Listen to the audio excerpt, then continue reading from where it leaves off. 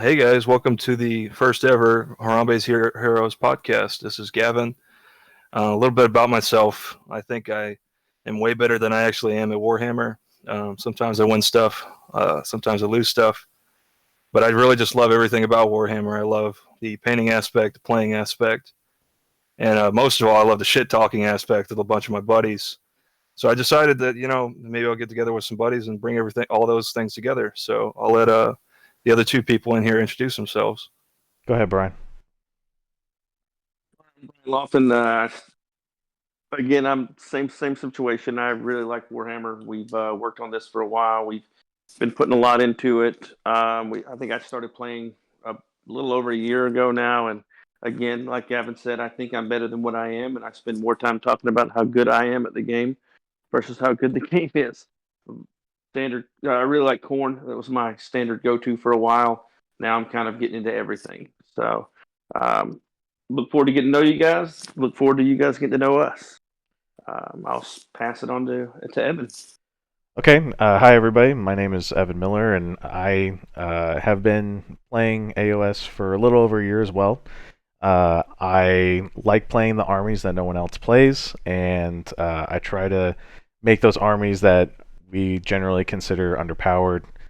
Try to make them seem a little better than they are, but I'm actually not that very good of a player, but I do shit talk nonetheless. So I kind of got in the game from playing video games about Warhammer and stuff, and found out that there's actually a tabletop version of it. So that's what got me hooked, and that's what brings us all here this week. So I think that's pretty much all we have for our introduction.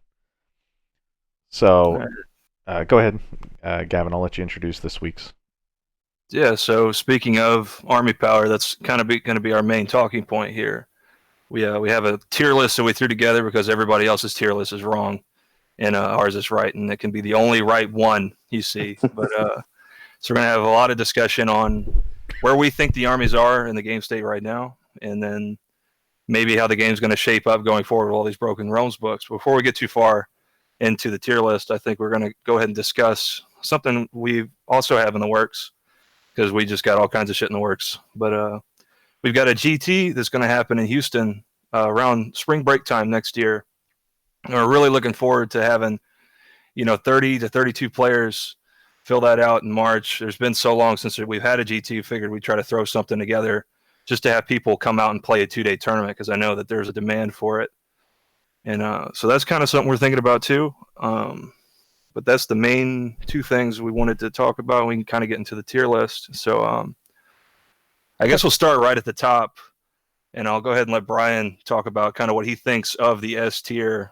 But before we get into the tier list, our stipulations and guidelines is where we think these armies would be if they're played optimally. So optimal army in the book, optimally played, no mistakes, which isn't something that actually exists in the real world, but we like to think it does because that's what we do as players, you see.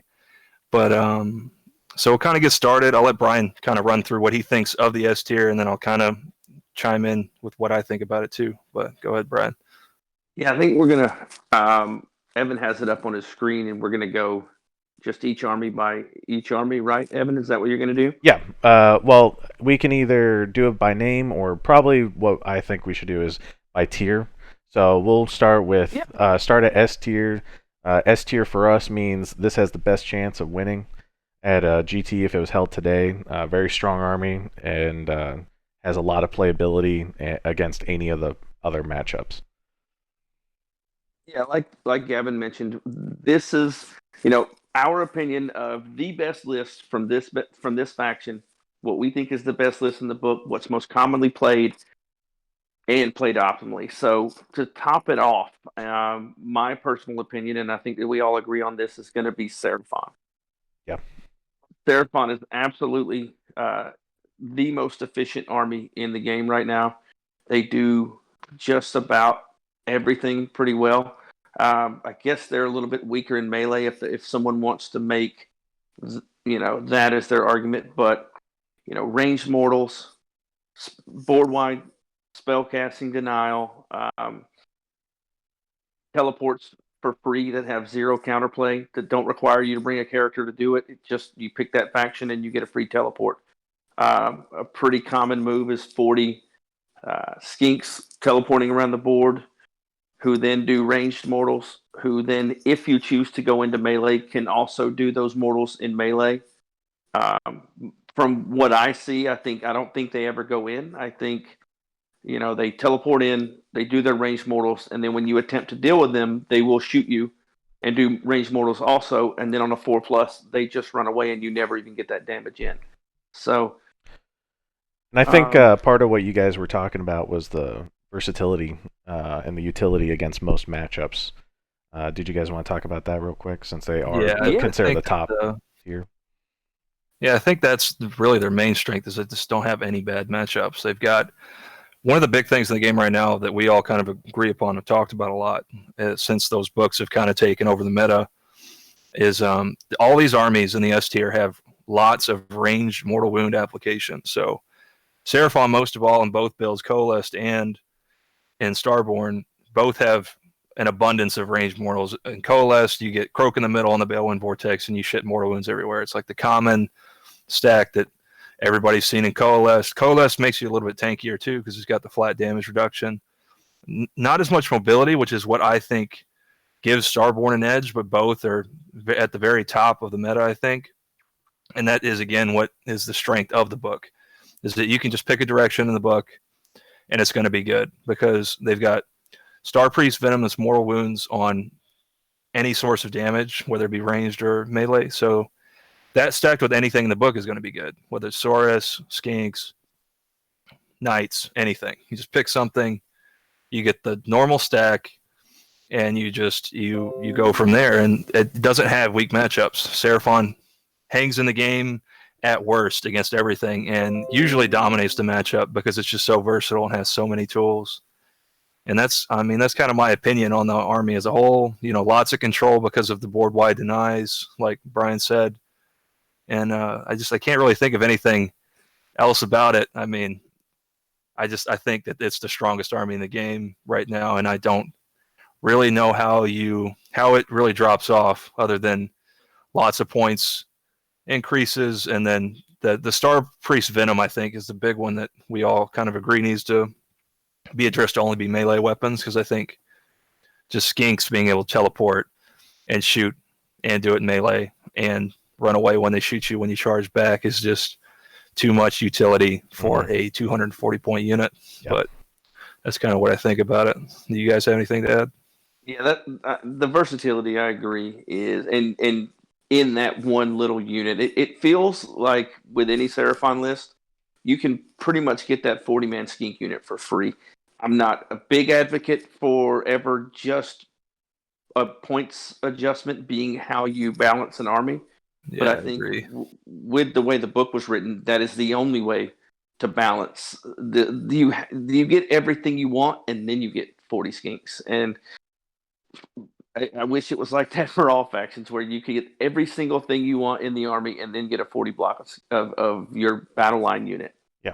I think for me, it's definitely the slans. They are kind of the bread and butter staple of each build, and yet they are so inexpensive in general, and they have so much utility to it that combined with, like what you guys said, where you can run a slan, you can run your entire outfit, and then just throw in 40 skinks and one of the skink heroes for next to nothing, and you still may have a few stuff. Yeah, exactly.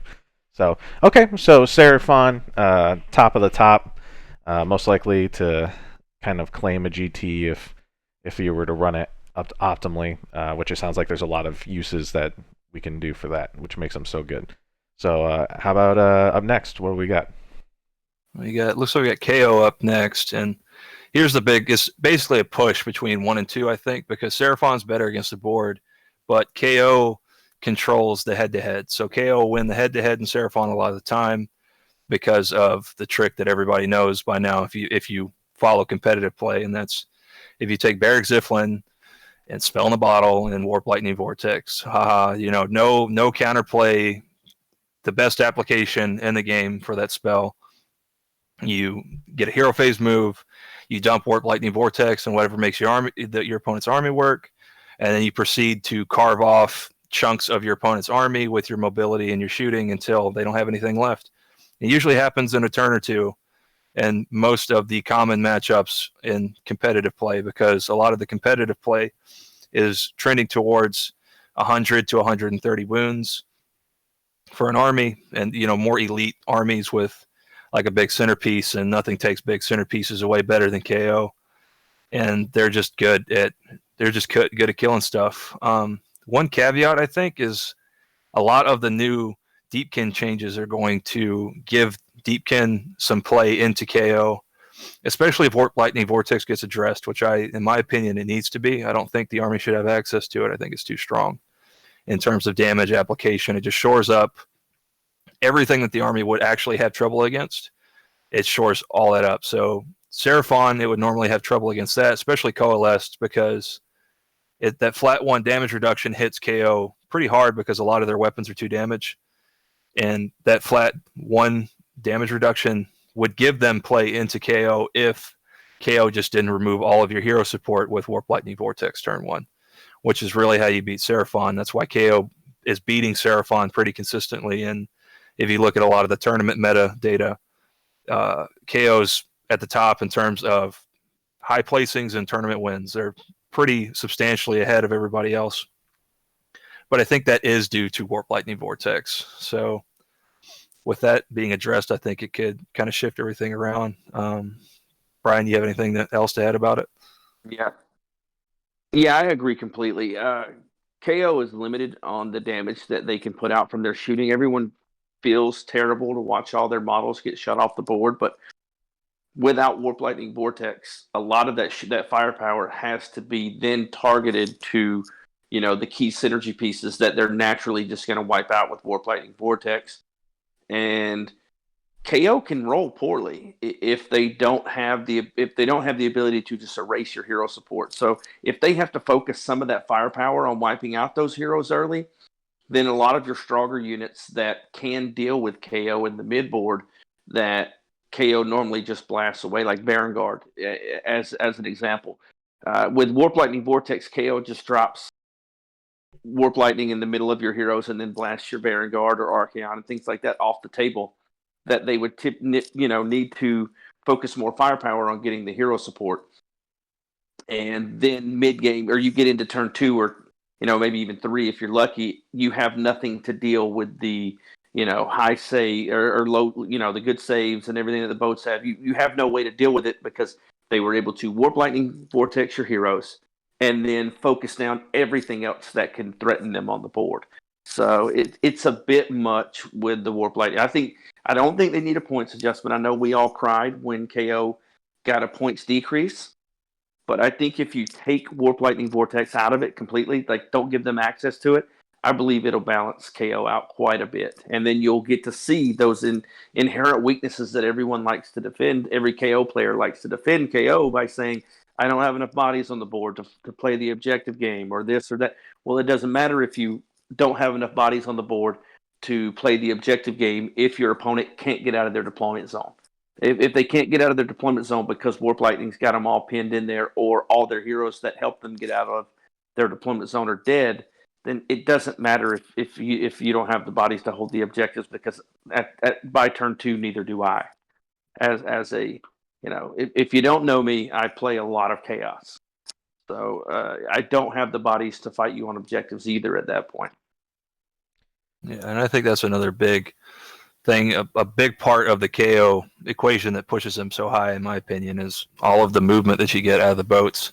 The fly high mechanic is, insanely good, and it's, I think it's okay to have that as a part of your book and your identity, but it's just all of it together, especially in Barrack Ziflin seems to be the predominant abuser of all the mechanics that make KO extremely good. And I think that just removing Warp Lightning Vortex would be healthier for the book, be healthier for the meta. It would feel like you can actually play against the army if there is no Warp Lightning, and there'd be other reasons to explore the other parts of that book. And the book from the top down is an excellently written book, in my opinion. It's got really good factions. All the factions are very good. All the artifact tables in the book might be the best in any book in the game.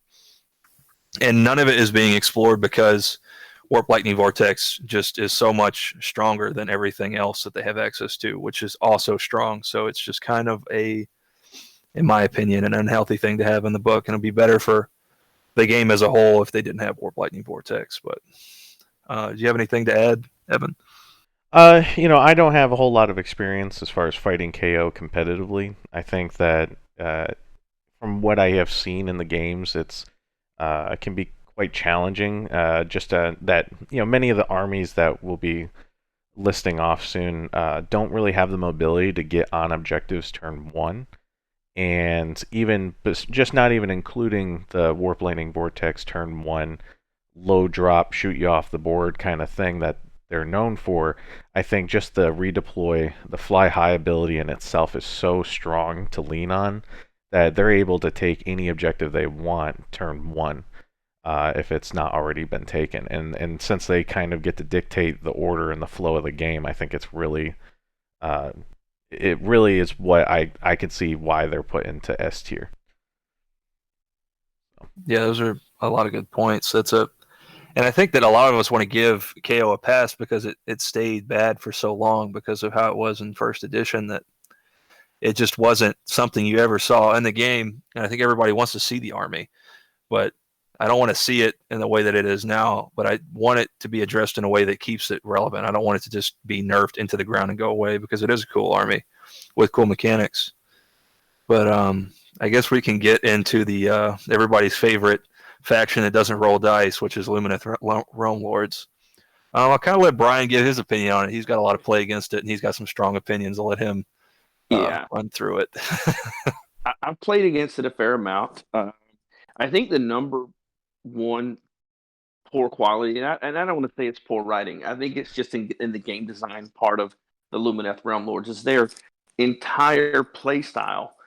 Their design is, I'm going to play Age of Sigmar and my opponent isn't. And I think in a game where two people show up together to roll dice and your army straight up says you can't ever roll dice, or if you do roll dice, they still don't matter. I think that is where they're a little bit too strong in some areas. I mean, we're all familiar with Be'lakor and how Be'lakor works. Well, they have two basically Be'lakors per turn, where they do a massive bravery reduction across, board wide bravery reduction, and then they have many ways to reduce it even further, and then they roll 2 dice over your bravery, and the next thing you know, you can't move, fight, pile in, things like that. And I think it's a poor design choice. Personally, I love the army. I think it's a great army, and I think with some tweaks, it won't be so, the word we all tend to lean towards is unfun to play against. When you bring your big model, your big stuff to the table, your pretty painted up models that you spend all this time on, and you go up against this player and none of them get to move, or when they do move, nothing happens because of how the army just doesn't let you do anything. I do think they're beatable. I don't think they are. I think they're S tier for sure. I don't think they're quite KO or quite Seraphon dominant, but I think in the right hands they definitely could be. With the speed, they don't have a teleport, but they basically do with speed of Hish and the mobility on some of their faster units. I see a lot of people getting sucked into Sentinels because of the mortal wounds and the range damage, ignoring line of sight stuff. And personally, if I were to play the army, I wouldn't go anywhere near Sentinels. I would have, rather than get into list building, I think the army is really good, but I think it's designed in a way that it's going to anger a lot of people when we get into these GTs, and you see it more. I've played it a lot. You telling me my models can't move and I can't roll dice, and you don't have to roll dice, it's an annoying thing to play against, but there's some counterplay somewhere. It's buried deep. You gotta bring a shovel to dig it up, but there is some counterplay to it. Yeah, and I think that's kind of the separator between Lumineth and Seraphon and KO. Like you said, is the mobility. Is that Seraphon and KO have much more readily available access to that mobility, and then Lumineth is a little bit more defined into speed of Hish. But if you play all the mechanics of the that are available to you in the rest of the army, you can really minimize that movement disadvantage to a point where, like Bryan said, like you can just take away all of your opponent's options to play the game. And that's kind of how they play. And I guess it's okay to have. It's just I think some of the stuff needs to be tweaked a little bit. Some of the board-wide stuff.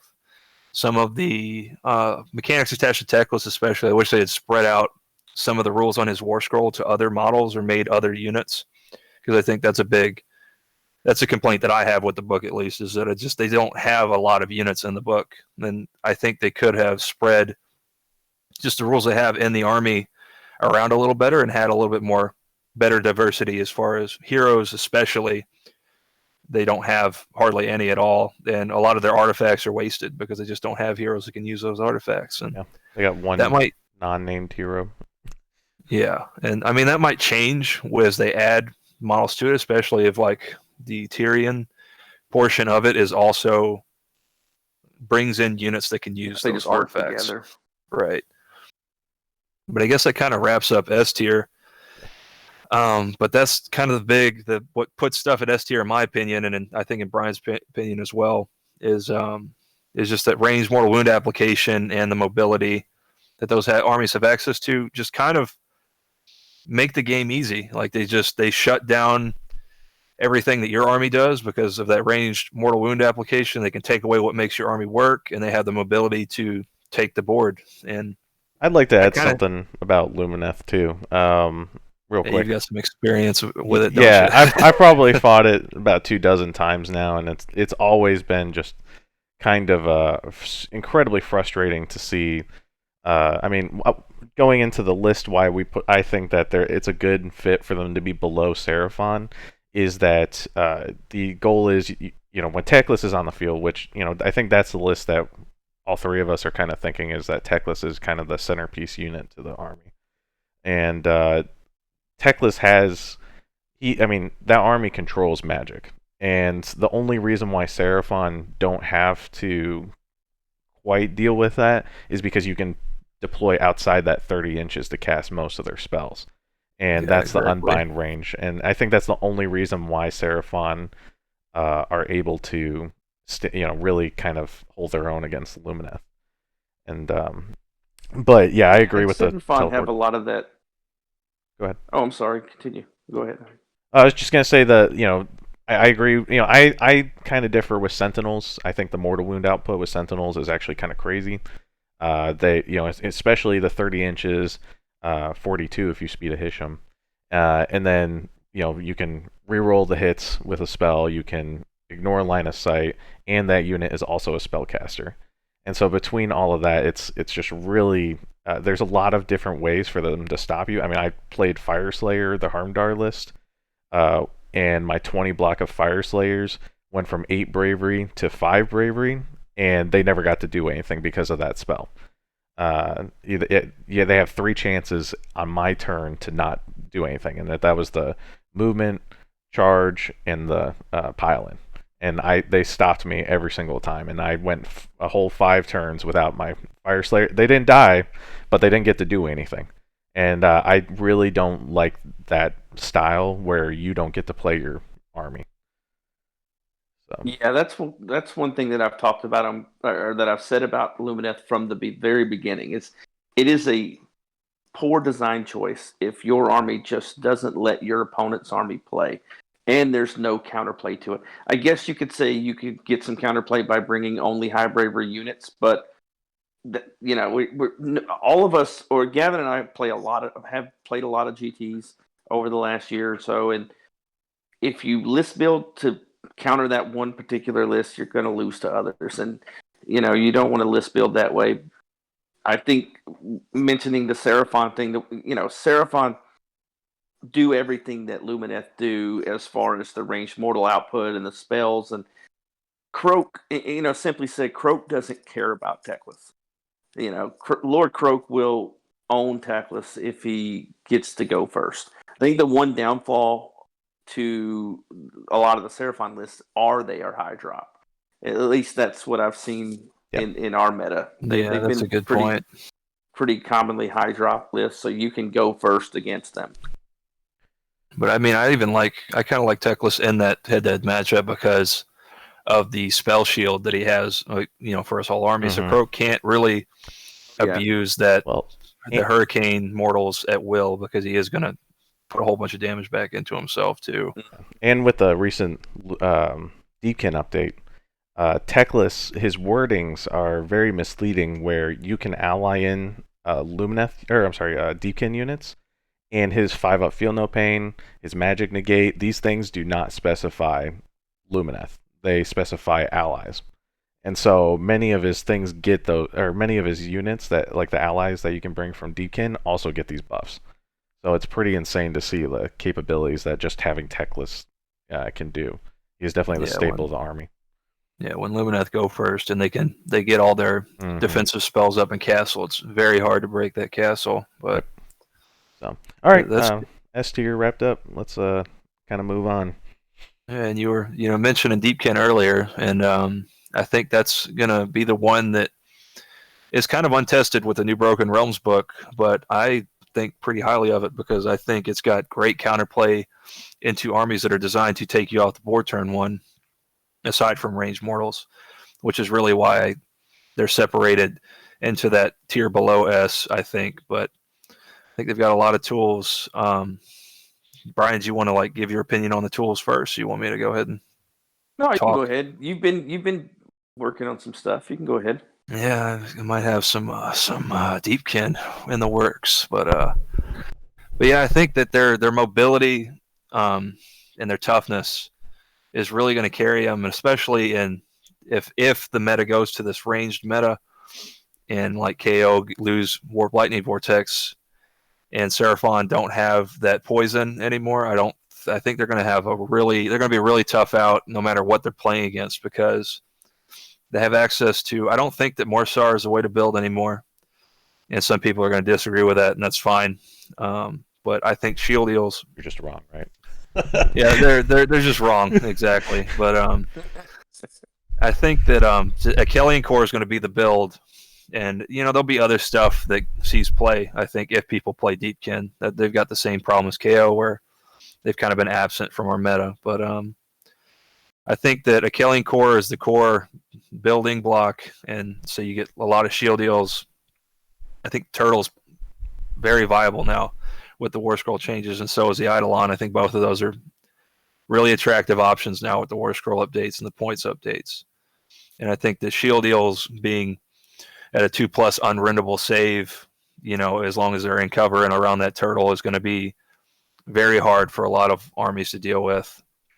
Mentioning that cover thing, they start out that way. turn one they start out that way, and they've got a spell that they can take that gives it to them at any point in the game. So everything's a 2-up save turn one. It's pretty insane. They get on something. I mean, it's hard to move that, and if you don't have mortal wounds. But so I think that's why the mortal wound thing is going to kind of keep them off of S tier for now, assuming that nothing changes here. Which of course things are going to change. The game's always evolving. But I think the new updates regarding having everything with a 2-up save is crazy because you just put a block of those Shield Eels or something really tanky out in front of the army, and a lot of these, like you said, a lot of these shooting metas, that Forgotten Nightmares that they have, so you can only shoot the closest model. Yeah, it's great. Is insane because now you have a 2-up unrendable Shield Eel unit that even if it does get blown up, everyone's gonna have to dump everything they can into that. So you lose 140 points for on turn one. it's crazy. Yeah, maybe. and then you've got to get in range of a Deepkin army, which is extremely fast, and it's always got that turn 3 trump card. Yep. In turn 2, they're run and charge. So. Yeah, you get to turn 3, the whole army fights first. If it's still alive, it's going to blow quite a bit of your army off the board, and then if they get the top of the turn, you've got to deal with it at the bottom of turn 3 where they still have fight first. So all these armies that use melee as their damage application are going to have to get hit by Deepkin that are juiced up before they get to even try and remove some of that 2+ unrendable Shield Eel goodness. So I think it's extremely tough to deal with from what I've experienced. I mean, even the sharks getting their net thing where they just have to land a hit, huge, and they'll just poke they'll find the biggest block or the juiciest target, hit the end of it after they shoot it, because the person I play against, they'll just deep strike the sharks in and just poke whatever he needs to. Man, those you can't pile in, and so you maybe get 1 or 2 models that actually get to swing at a shark with 8 wounds. And especially if it's turn 1, or if they deep struck turn 1, it's still a 3-up save. So it's not really something they can do, and then they can fly, retreat, and charge turn 2, and then, like you said, fight first turn 3. It's the mobility on it is just crazy. Yeah, it's got all the stuff that it's kind of like the anti-S. Not right now because of the ranged mortals, but in theory, it's supposed to function that way, where it's fast and tough and has situational damage. It can be really, really strong. Do you have anything else to add, Brian? Or Yeah, I think it hits a lot of like my personal play style pretty hard. Like I like to hit hard and fast. I like to go in there. I've been doing it. That's what I've been doing this year. I've been fairly successful with it. But like you said, those sharks deep strike in, you lose the pile in, and you at that point you completely lose the initiative and the tempo, because the only way you get around that is you hopefully retreat on that turn and win the roll off to get the double. That's the only way that you can even attempt to push the tempo back into your favor. Granted, there's other ways to get around it. You can teleport out of it and that kind of thing for those teleports that don't specifically say, that they can't teleport out of combat and things like that. But it's just tempo control, and that's a huge thing that I play with. It's just I want to push the tempo really. I want you to be going at my pace, and that's kind of when you start forcing players into making mistakes, when you make them do things that were not even inside of their game plan. And Deep can stop you from doing all that, because the 14-inch move and flying, and like you said, those sharks that just touch you and you can't fight. It's just, I really like Deepkin right now. The more I've been reading them, they're super strong. And I agree that Morsar spam is not the way to play them anymore. I mean, I'm not saying that's not still going to be strong and it's not going to have its place. It's still really strong. Morsar blowing your whole army up on turn 3 is still viable. But I think for the control side of it and things like that, I think Achillean core is really, really viable now. yeah, all the stuff inside of it got better. Kind of the big drawbacks to the army that I see, though, is body count, and the damage is situational. So you can't do enough damage on turn 1, 2 in the game, which there are quite a few armies in the meta right now that can. And so, I mean, that will take some maneuvering to minimize those weaknesses, at least. Yeah. But I think in the hands of a good player, which is what this list is kind of based on, I think that list can really, really push almost the entire field in terms of on any board, any mission, any army. I think it's a great all-around army, especially now with all the new Broken Realm stuff. Well, and I think especially you can have the best. I would say if I had to bet money, they would be my favorite pick as far as going into the S tier, because like you mentioned earlier, Gavin, I think Sylvaneth, KO, and Seraphon all are at risk of having some kind of nerf impacted to them, which is... Yeah, that's a good point. And so Deepkin just got a buff, and I don't see them getting any nerfs at all, because their rules actually seem pretty fair in my opinion. They're kind of crazy, but it's all situational, and like you said, they have really no mortal wound protection, and they're a very low body count. Usually 18 or 20 models is what you would expect. And the buffs also went to things that weren't even being played predominantly. Right. So this is all a whole new... It opens that book wide open, or it blows the book wide open. I don't see any nerfs, and then it may be a little early to mention nerfs for Lumineth, but Seraphon and KO. I'm sorry, all you guys out there that play Seraphon and KO, all of the guys that are in my local meta that hear me complain, they will be. There's going to be a nerf to that. They're too strong right now. I think they're just too strong, and I know people are going to say that there's limited data for the year, but I think if you quadruple the number of tournaments played, those two armies still are the standout Same. winners. Well, when Yeah, GW for sure. acknowledges it, it must be pretty bad. Yeah.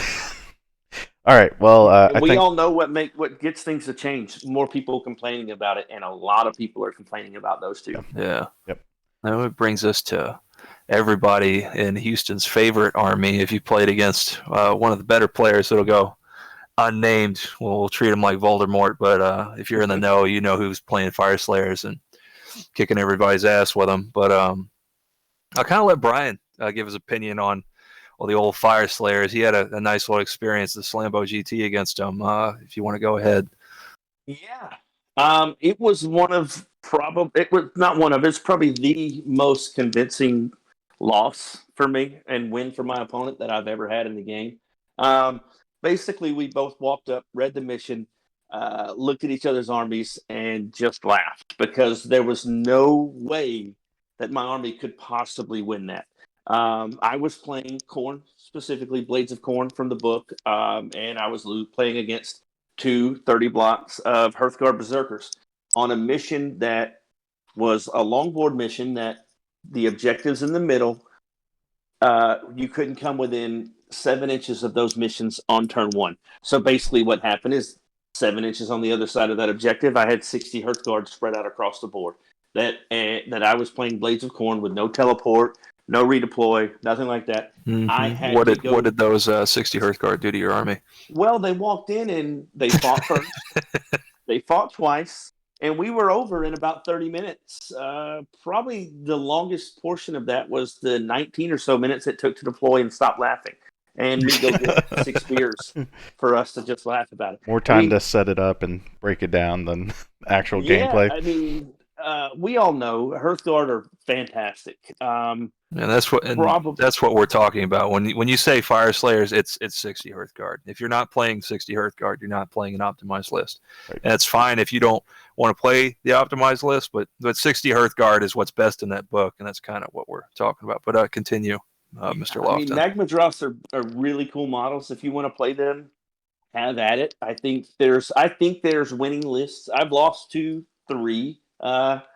Magma Drops before. I mean, I think there's some play there, but 60 Hearthguard, you got one unit of them deep striking that's going to force your opponent to have to deal with 60 Hearthguard Berserker, or 20, I'm sorry, before they ever can get out of their own deployment zone. And that unit's then going to fight first. It's going to fight again. They are the best unit in the game by far, in my opinion, my humble opinion, at holding the objectives and controlling the board. Yeah, agreed. Especially in Hermdar. Yeah, Hermdar. That's specifically what I'm talking about. 60 Hearthguard Berserkers in Hermdar will shut a board off, even against some of these S-tier armies. Like, the only thing that I think separates them is these S-tier armies have the ability to take away their survivability. Yeah, exactly. I mean, we all know their survivability is tied to a hero being in range and them having a 4-up feel no pain on a 2-wound model. So you have a 4-up save and then a 4-up feel no pain on a 2-wound model. So you're not going to remove them very quickly. But the S tier will take their heroes away. And then, you start taking those heroes away and you don't necessarily even have to go into them, because a lot of people, when you change their game plan, they don't have that reactionary ability to be like, okay, well, I anticipated that, and this is what I'm going to do now. And that's not a knock on anybody. That's something that's developed through consistently playing and consistently going against these upper tier matchups. I play a lot of games. There was a while there where we were playing 2 or 3 games a week and then having a tournament, to at least one local tournament in Houston every month. So we played a lot of games throughout 2020, and I still think the only thing keeping Hearthguard out is mobility at this point, keeping them out of S tier. And the ability to take their heroes away is too easy from those S tier armies. Then the mobility's their mobility's underrated too. They've got deep strikes and a run and charge. But that's the rub on Fyreslayers, is that the 4+ feel no pain, the fight first, the non-interactive prayers. I mean, if you've been at top tables, you've probably seen this army, and you understand what is making it go, right? But, yeah, he who shall not be named, I believe he won a GT, or I know for sure he won the Slambo GT, and I believe he probably had about out of 5 games, maybe 2 hours worth of gameplay over those 5 games. It was the most insane run I've ever seen through a GT by far. It was wild to watch him just walk through all of his matchups. It was crazy. Yeah, I don't think at any point he ever felt threatened. I mean, that's how strong Hearthguard are. You can just put them where you want and not feel too terribly worried about them. Yeah. I think I agree with everything you guys said. There's nothing I think that really needs to be added for that. I mean, I like their mortal wound output. I like their feel no pains. Like Gavin said, the movement is kind of underrated. I think because especially in other sub factions, you can have them go from one side of the board to the other pretty quickly, and it surprises everyone. Exactly. And I think they were easily number one or S tier in my opinion last year, right before these three armies got their update in KO, Seraphon, and Lumineth. Yeah, it's just because because the ranged mortal wounds and the mobility, right? Yeah, exactly. So, but I can say that every time I've played Fyreslayers, even when I've lost, I have always had Hearthguard models still on the board. They do not die. Yeah, I don't know if you can kill the whole army in 5 turns. I'm sure it's happened, but it is. I don't really think that there's a lot of armies up to the task. You've got to really overextend and get away from your heroes to lose your whole army as Fyreslayers. Yeah.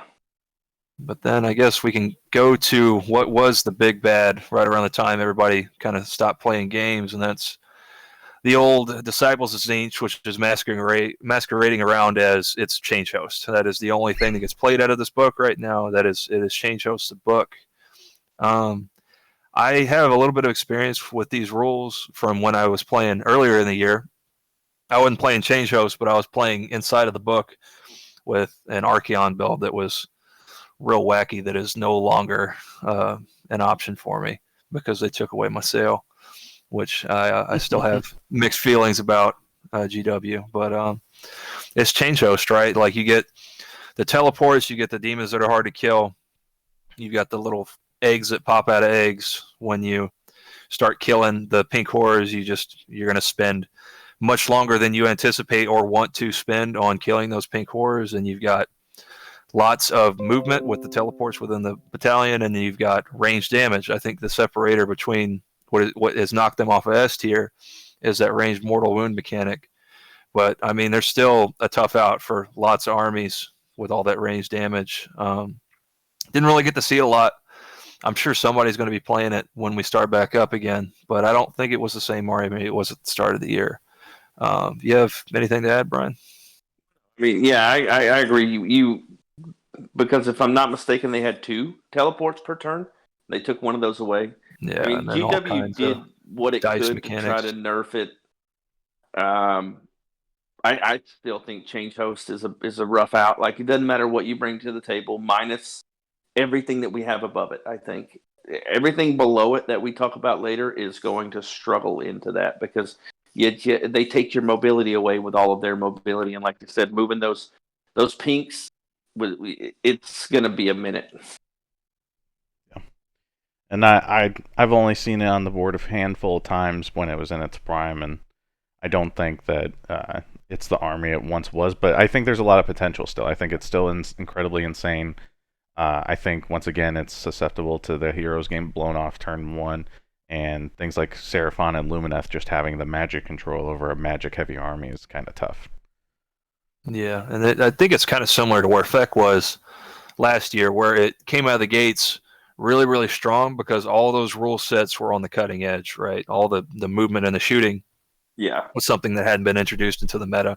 So it had its time where it was very successful. And then as more and more of these books rolled out after it, you kind of could see what the plan was as a company as far as game balance, in my opinion. And especially with the points reductions and a lot of the realm artifacts going away, I think they've definitely been knocked off that S tier. And I think that they struggle with those 2 armies above them, like you said, Bryan. But that's kind of it. As change host, you're either playing one of the sub factions or the other, as you see the minus to that's the one that makes your shooting better, or the one that doesn't let you retreat. Both are viable. But if you play all of those rules correctly, I mean, that army's still tough for anybody to deal with. But I can add a little bit to that one comment. We all complained. I'm not all of us, but I know I did. I complained. We cried about how strong they were, not knowing what GW had planned moving forward, thinking so they had their little month or two in the sun before the next thing came out that was going to knock them off. And maybe that's just something to think about moving forward as we all complain about the new hotness, that it's part of a plan that GW has in place. Yes, there's going to be some broken rules and things like that come out, but hopefully as the game progresses and the new things come out, it balances itself out, which it almost always does. Yeah, and I think that the S tier, the reason why it is the way it is right now is because of probably COVID pushing everything back. I think that a lot of the things they had planned to help counter this are no longer in play, or not in play yet, just because of how they've had to push everything back. Just had that delayed timeline. It's a good point, yeah. I disagree a tad on Seraphon. I believe Seraphon did not... fully intentional. I don't think they got the play test. I don't work at GW. I don't know what happened inside, but it doesn't seem like when they play tested that they tried. It seems like it's super easy because you can just see the FAQ that came out 2 weeks after. That's 3 pages long, right? Right. Like you could just understand from that their play testing wasn't good enough. Versus the Lumineth half a page. Yeah, exactly. FAQ. Entire new army only half a page versus Seraphon, who's been in the game forever. Yeah. And speaking of FAQs, I think it's a good segue into Ossiarch Bone Reapers, everybody's favorite thing to complain about. But I'll let go ahead, Brian. You do your complaining first, and I'll complain after. Yeah, I mean, there's a lot. I think they're the FAQ where they hit Petrifex, and a lot of people ran away from Petrifex. I still think Petrifex is the way you play that army. I just think it's different from what you did before. I think Catacross for sure is in Petrifex, and he's going to still give your army that +1 and all the stuff that Petrifex already did. Catacross inside kind of balances that. There's a couple of things that frustrate me with OBR that are consistently played, and that's the Gothazar Harvester has. It could be written better. I hate the rules on it. I think it's written poorly, and I think it leaves too much. There's too much room for error with the Gothazar Harvester. Most people that play it, they play, you did 5 wounds to me. I'm going to roll 5 armor saves. I'm going to re-roll those armor saves, and then I'm going to roll 5 4-ups. Yeah, if you don't mind me interrupting real quick on that part. Yeah, go ahead. I think that kind of tying into that, just to get mine, because I've played Ossiarch Bone Reapers before, and I kind of just didn't like the playstyle because of the wording of the rules was so set in stone, or like so up for interpretation for a while. And even now, when I play Ossiarch Bone Reapers, or play against Ossiarch Bone Reapers, I find that most of the players don't know how to play the army correctly. And it's usually around the Harvester, and it's around the Mortek Hekatos. Or, in the Mortek Guard, you have to be within that 6 inches to do the thing, but I see these 40 blocks getting every single model gets a 6-up Feel No Pain, and it's like, well, hey, wait a second, you can't do that. You got to, these ones don't get that. And, but that's the thing that I see so common. Like, if it's not cheating, but if you could flag someone for doing something like that, Ossiarch Bone Reapers, in my opinion, are the most, the ones that players mess up the most with. Yeah, and I don't think it's cheating. I think it's just none of us, once we go to a table with a new thing, we completely understand it as much as we think we do. And so I think that misinterpretation with Petrifex is what gave it such a big stink when it came out. I don't know if you guys agree or not. I completely agree. Think so. That and the +1 save was pretty crazy. But Petrifex is still insanely good. They're like a tractor. They're just going to come forward and grind you out. Like, I mean, there's combinations in that book to where, I mean, at the end of it, you still got every model on the table. It is at the end of a 5-round game, you still have a significant chunk of your army on the table because of all of the putting models back in units and that kind of thing. I think they're fantastic. -2 rend on a unit just by pointing at them is insane. Exploding attacks. Yeah, exploding attacks. Damage, yeah. It's one of those things that I personally think that what their biggest struggle as far, because we're talking about optimal builds and stuff. I think their biggest struggle with the factions above them is that they have to control the way the game is played, and many of the armies do better than that. Because they rely on Mortec Guard so heavily in most of their builds, the harvesters and the catapults, that it's almost too I could go blind into I could go blind into an OBR list, and I would probably know exactly what it's going to be like with pretty good certainty. Yeah, the thing is they don't have a teleport. They have all the relentless discipline that the relentless discipline's great, but you lose a lot of those major command abilities that we all take for granted. The re-rolling charges. Yeah, they don't have that. That happens all the time, where people think they still got those when they need them, and turns out it's like, oh wait, I can't do that. I can't re-roll my charge.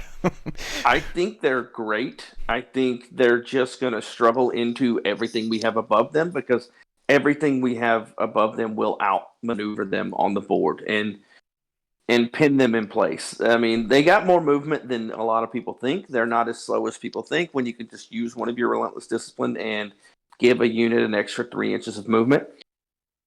But I think they're really good. I think that Petrifex is still the way to go with them. If you can just outmaneuver them and take away their support pieces, that's how you deal with the army. Yeah. And so like you said, everything above it does that. Something else that's not going to be super play tested, but we have real high, is the old Daughters of Cain that have been at the top of the game for what seems like forever, since their book came out.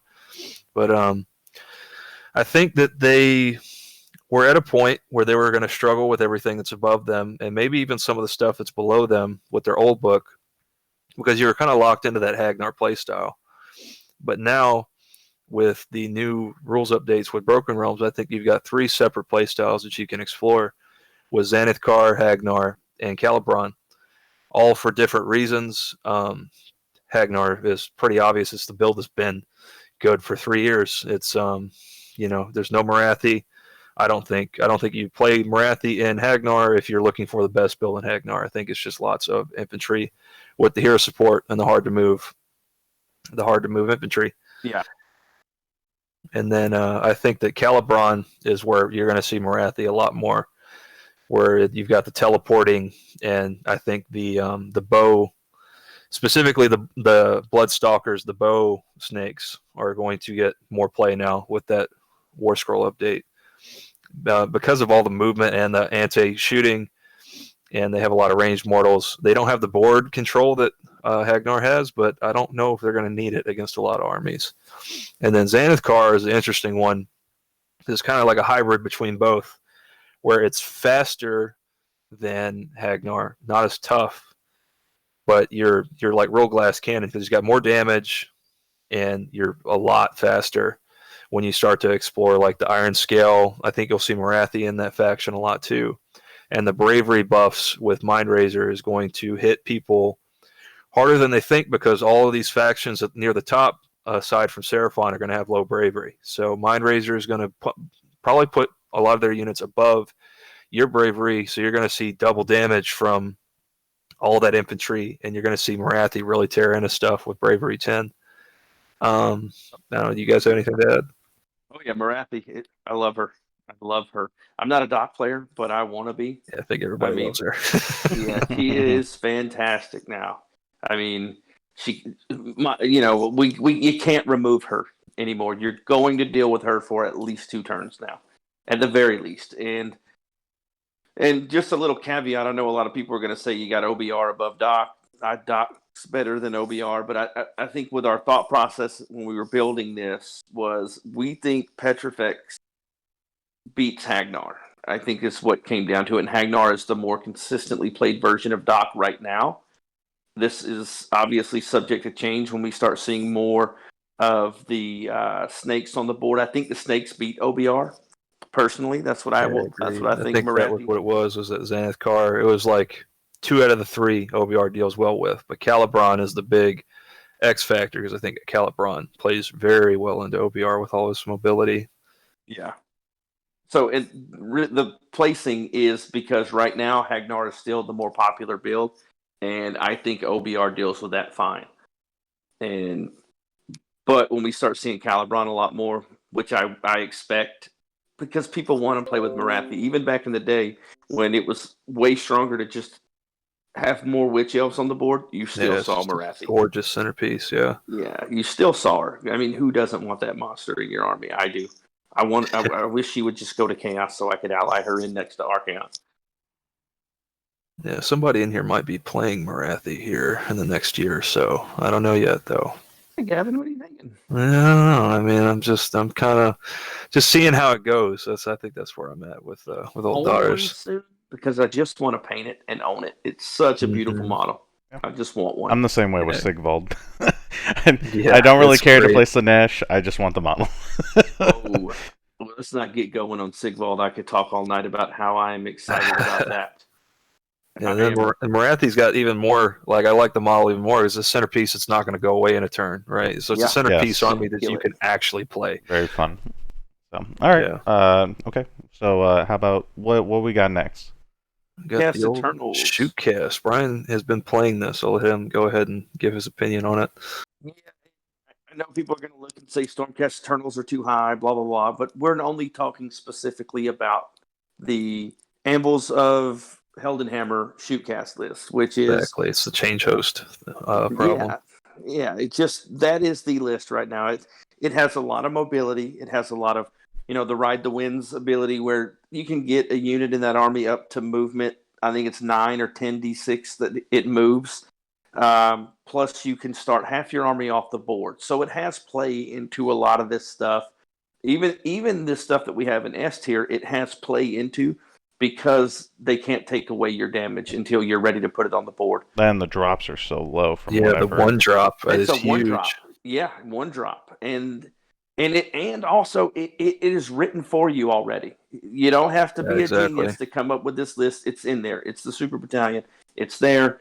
It has huge damage possibility on that turn.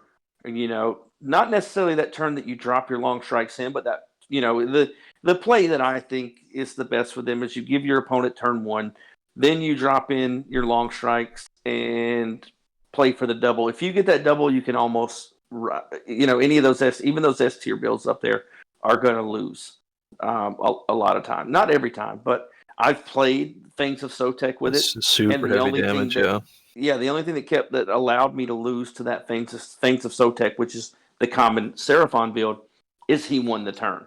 I win the turn, the rest of his army's gone. He's got no ability to push me around. All of his heroes are gone. The long strikes, if you're not familiar with them, they have 24 significant range. They got board wide range combined with their ability to deep strike in. They can hit anything on the board. You combine that with Aether Wings that are going to give them a reroll. They already hit on 2s. They're rerolling 1s. They're -2 damage, and any 6s are going to be just a flat 2 mortal wounds on the hits. So they're pretty good. The Aether Wings keep them out of combat. Stop charges. So if you're not familiar again with Aether Wings, at the start of the charge phase, Aether Wings get to move 2d6, and they can move within 3 inches of a unit. So whatever you're threatening them with, they will just go lock it up before you ever get the charge. And I think that Evan touched on something that was a really good point earlier, was the low drops. I think that everything as you get higher up with the tables, that low drop is huge. Being able to dictate turn order is huge because deployment is where most of those top table games are won and lost, and drop count is a huge part of that. Not only do you get to dictate what your opponent is doing if they're informed, where they can deploy, and if they don't know what they're doing, they'll just deploy like they always do and get abused by your ability to dictate the turn order.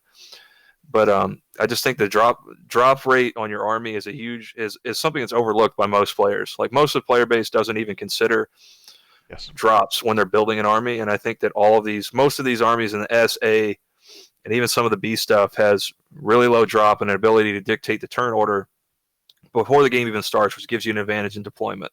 So I think that was a good point that Evan touched on earlier.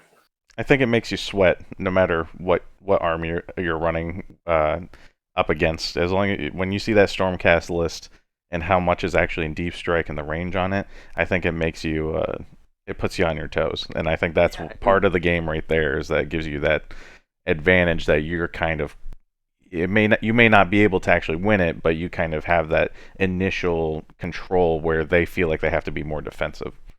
Yeah, there's so much damage in the game that, like, you make somebody go first, they shuffle middle board, and you get that double turn. I mean, I would say more than half, like conservatively more than half of these armies on this chart have the ability to kill an entire army in 2 turns. Yes. So you immediately expose to having your entire army tabled, which is a huge advantage to have. Yep. Yeah, they're going to average against a 4+ save. They're going to average 36 wounds getting through per turn on those long strikes that they're on the board. So most armies, like we talked about, have 115 to 130 wounds in the army, and you're choosing where that damage goes too. Exactly. Yeah, 30 of those wounds are very important, and you can take them away before they ever get to do anything. I think Deepkin is probably one of the few that doesn't really have to worry about that. But even if you don't deploy just right for not stopping those deep strikes, I think you're in a world of hurt no matter what you're playing. Yeah, for sure. Yeah, the glaring flaw with the army, though, is all of your damage is tied up in 18 wounds with a 4+ save. Yeah, exactly. So which everything above it takes away pretty easily. Yeah.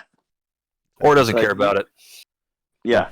There's some movement shenanigans and some stuff you can do to try to play your way back into a game after you lose all your damage output, but nothing else in the army can consistently remove models the way your long strikes do. So they're going to, as soon as they hit the table, everyone's number one goal is to remove them. And they're not particularly resilient. I really would like to see what happens with some of this new stuff from Broken Realms. I've seen a couple of meme lists, and we've put together a couple that I think are funny with like 60 Liberators on the table. You know, that trash battle line unit that everyone thought was no good. Now all of a sudden there's 120 wounds in your face turn 1 with a 2+ save or a 3+ rerolling 1, something like that, in your face turn 1, and your entire army can't move. So, and those are relatively cheap to do that with. So there's some other builds out there that I think are going to be playable. I mean, Gavin, if you got another one that you like, I'll just stop where I'm talking and let you go into that one. But this is where we have it placed right now is Shootcast. The Super Battalion 1-drop Shootcast has it right here. That's what that SCE means, is Shootcast Eternals, not Stormcast. Because I think there's still some Gav Bomb play across the army, kind of. If you play hiding half your army off the board is better on the board than it is in theory, and dictating damage off a deep strike is extremely strong if you know how to play it well. But another stipulation of this is that there isn't going to be a knowledge advantage on this list, so the other opponent would know this as well. And so, I mean, as long as you know what the Gav Bomb is doing, you probably aren't going to get abused by it. If you screen well and you attack the army properly and take the board state, like, it's just hard for those Gav Bomb lists to hang in the game, especially with the stuff that's above it. And even some of the stuff in A and B, like, that list just doesn't play well into those armies, in my opinion. Yeah. And you don't draw the total commitment battle plan, right? Right. Yeah. All right. What we got up next?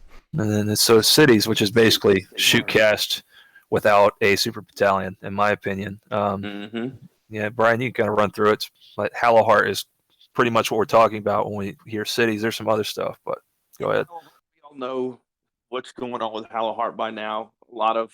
I think Hallowheart took a nerf when GW said you could only have 3 endless spells, because we all know how Hallowheart was all about casting. Your endless spells were doing, they were coming out at their maximum efficiency no matter what realm you were in, because of, that's how cities works. You get to cast any endless spell as if it was in the realm of its, that empowers it. So when we talk about cities placed right here, this is Hallowheart. This is dropping a bridge in, moving your whole army wherever, like, bridge. We're going to drop a bridge. Our whole army is going to pick up and move to where it needs to go, and then it's going to shoot it's just shooting combined with magic, ranged mortals like crazy. It's just high drop. That's the big downfall that I see, is that it's a glass cannon army that's high drop, so it's very, very susceptible to everything above it, because everything above it just does what it does better, in my opinion. Yeah, I think it was really strong when it came out. I still don't think it was as strong as it was made out to be, but I think it was very strong when it came out with all those empowered endless spells going off. With all of the crossbowmen I don't know if everyone was using them, but I know the crossbows were really good with Hallowheart because of their ability to shoot twice, and their weapons getting buffed up. And I mean, cities, in my opinion, I love Cities of Sigmar. I went out and bought an entire free guild army when the book dropped before ever reading the book. I pre-ordered it all together. Yeah, the idea is super cool. Just the mixing factions. Yeah, the mixing of factions is great. The one downfall I see to cities, what hurts it, is the list building is so structured on keyword. Everything's so keyword specific, and there are like 700 different keywords in that book. Yeah. So it pretends like it wants to be an amalgamation of all the old factions, but the synergies don't allow it to do so. Right. Yeah, not competitively. Yeah. Yeah, I was just about to say I'm a little bit of a sucker for those type of armies where there just is a lot of different models, like Seraphon, like Chaos Dwarves, where there's just so many, like Gloomspite, where you just have so many models you can run, but it's more often than not kind of segmented, and I think that's why Seraphon and others do so much better, is just because they don't have that restriction. You run it in this particular list, and they all get that. And whereas in cities, it's a little more segmented. Yeah, I agree. I love cities. I love free guild.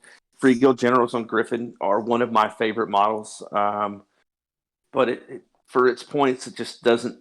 It's not enough.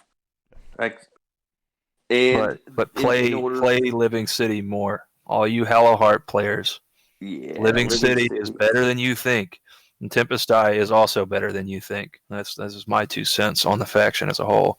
Yeah, I love Living City. If I had the particular models that I would want to play inside Living City, I would be doing it a lot more. All right.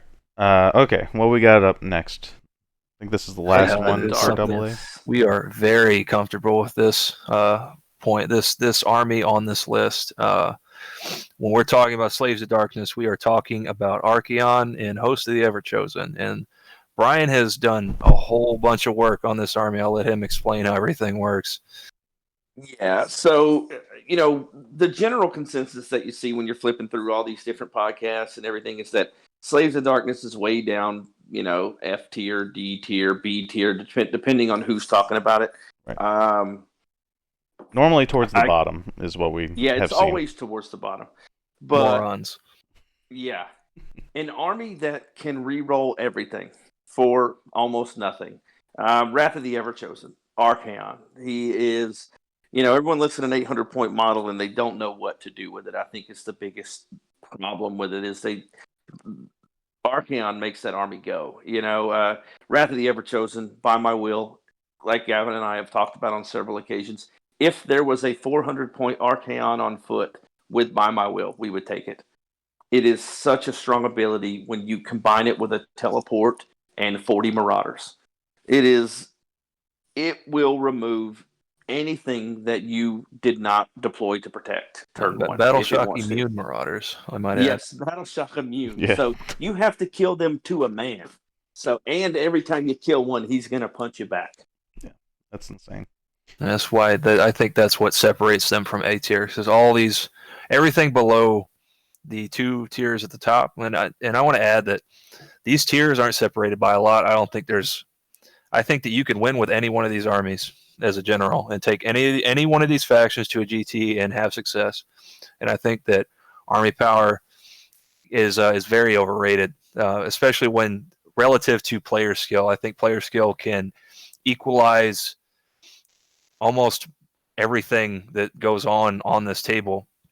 But that we had to separate them, so we just came up with that stipulation that if all these armies were played by a computer that doesn't make mistakes, we had to separate them somehow, right? But Right. the big separator for slaves between A tier is that all those A tier armies have most of their damage, aside from Skaven and Suns does some range damage too. But all the rest of those armies and the armies below that do channel all of their damage through melee damage, which means you're putting damage through By My Willed Marauders. So those Marauders are teleporting in, taking something off of your army, and the only way you can deal with them is to sacrifice another part of your army. So it's a huge boon. It's a great stack. You just have all of the disadvantages on the army are tied to the fact you have 800 points tied up in one model. Yep. Yeah, and the Marauders are going in there with full rerolls. If you really wanted to get crazy, they could reroll all their saves as well. They're going in with demonic power. They're going to reroll all hits and wounds. The way I play them, is if Archaon's close enough, they're Mark of Nurgle, so they're going to explode more or explode double damage on 6 to wound as well. So they're going to and the number one thing that most people complain about is that charge is probably going to be successful. Like, that's the number one complaint I see in Marauders is everyone complains about that charge. So you're going to roll 2 dice and turn 1 into a 6. Yeah, I think that's from what Gavin I've seen. just said it. Yeah, from what I've seen, people are not bringing screens anymore. Yep. If you have a screen and you deploy properly, Marauders can't hurt you. And that's what Slaves of Darkness is down here. Slaves of Darkness is not going to be able to push tempo against everything above it, because most of those things above it are there because they're built properly and they have it. 40 Marauders going in and killing 10 of your skinks doesn't matter. And then they get blown off the board by Croak, Yeah. So, okay. Yeah, I mean, and especially since you play it so much, I think even from the games I've seen you play, that the teleporting Marauder thing, you would think that people would kind of pick up on that, even at GTs, that they would kind of know what to expect, and it seems like they never quite completely understand that. It's hard to see it, dude. It's hard to see what a whole unit being picked up and put down wherever I want with all those buffs is going to do to your army, especially and how hard it's going to be to move. Especially that charge buff. Yeah, Archaon is a sniper, and the bullets are Marauders. They are going to go where he wants them, and because they're more afraid of him than they are of you, they're not going to run away. So they're just going to fight for days. And it's going to be enough bodies to take whatever objective I'm killing your unit off of, no matter what it is, no matter what's on it. 9 times out of 10, and a lot of these new missions prioritize your opponent's objectives. You get bonuses for taking your opponent's objectives, whether it be if the objectives are worth more, or you can burn them, or you take control of them, etc. It's great to get tempo turn 1. And then something else we haven't really talked about yet is the ability to know turn order is also a huge boon. Combined with that, knowing turn order allows you to play aggressively. Yep. Yeah. Or play around what you know I have probably lived going to happen. And died with it. Like here recently, I mean, Evan has seen my dice rolls on this. I almost never failed that Dark Prophecy roll. I have been consistently getting the turn. And it'll bite you, I guess. But at least, even if you know that you're not getting the turn order, you know. Well, yeah, so you get to decide. Like, you could play a little more passively, or you get to decide exactly how, hey, maybe I should tie up this one unit just because I know they're going to have 2 turns to maybe retreat out of that combat and then move somewhere else. And that comes into what Gavin said. When Gavin said player skill, and a big part of what we factor into player skill is knowing what your opponent's army is capable of. If you know what your army's your opponent's army is capable of, and you know you don't win that turn roll off, well, then you know how to counterplay into that. Like, okay, one example is that the most recent tournament we played, I was playing against a Beast Claw player, and he said, "Oh, well, you take turn 1." Well, I did my Dark Prophecy. I know now that I have priority on turn 2, so I just back up out of his charge ranges and say, okay, I'm done. And then he does what Beast Claw has to do. They have to come forward. And the next thing I know, you got 40 Marauders killing 2 Stonehorns on 1 turn. Yeah, and tying into that, I think when I first started playing Age of Sigmar and kind of trying to figure out how things work and how he who shall not be named did so well at the tournament. I think Gavin and him kind of came up with the same consensus where when I would ask him like, how are you doing so well against these people, it was the response, and correct me if I'm wrong, Gavin, was I know the opponent's army better than they do. Whether it was reading the books or playing the army themselves or whatever the case is, you knew your army, so you knew what not to do, or you knew which mistakes not to make, but also you knew your opponent's army much better than they knew your army. Yeah, it exposes just how big our egos are. But yeah, a lot of the time we know more about our opponent's army than they do, and that's a huge advantage. Yep. You can't emphasize enough how much an advantage it is. Just having equal knowledge, which is what is going to come into play on this tier list in our make believe fairy tale land computer player list. But I mean, just equal knowledge is a huge advantage rather than a knowledge deficit. Yeah, that's how I played most of the year last year. I was very new to the game. I knew what my army did well, and I feel like I was a decent player on the table. Yeah, I made plenty of mistakes, but I didn't know what your army did. Yeah, you're a much better player now than last year. I'll go ahead and say that. And I mean, when GT start back up again, I mean, you'll be able to show everybody. Yeah. Okay, well, I just know what things do on the board. So, as wrapping up the AA tier, we'll be moving into the A tier, and we'll be kind of moving through them a little bit quicker, just because some of these factions either have some, bigger flaws that stop them from being in AA or S tier. But we'll kind of move along a little bit more quickly. Too. Exactly. So, what we got first for A tier? Old Hedonites. So I think the big separator between Hedonites and every other list below it in A tier is that people want to say Hedonites is worse than it was because it's not the army that it once was. So that gets taken from what it should be to down, like people are putting it B and C tier, and I just don't agree. But I think it beats all these armies below it because it gets a damage jump. So when you locust people, all these armies have to apply their damage through melee. It locusts you, kills you, and a lot of these armies are based around damage from big multi-wound models. Yes. So those two mechanics combined put them ahead of all those armies, in my opinion. I will say that this is the one that I think in the future we may have to revisit more than any of the others. I think maybe other than Deepkin, just because of all the mortal stuff coming out. I mean, right now we're on December of this recording, and it seems like there's just a lot of Sigvald and like all his mortals and stuff, and I'm kind of curious to see how that turns out. If it's very, very exciting time to be playing Age of Sigmar. Yeah, I'm very excited. I mean, and to be specific on what list we're talking about here in Hedonites Slaanesh and why it's where it is the Celeste Coast. That's what we based our opinion on. So it still does everything that Hedonites of Slaanesh did before. Keepers come forward, they locust you. They blast stuff off the table, then you kill the keepers, and then they just replenish their source of keepers. Still fast enough to dictate damage. Still has all the advantages it had, in the meta a year ago. But and then you have this block of destruction armies that all do the same thing. They all do the same thing. They channel melee damage through fast-moving monsters from very far away. They have very good movement, very good damage, and all that damage is tied to monsters. What winds up happening a lot of the time, I think, in the higher level games is that every army that's above those armies has the ability to take those monsters away and dictate damage against them. So I think all those armies fall short. With the exception, the Stonehorn list in BCR, I think has really good all-around play because of the way it can play objectives. Yeah.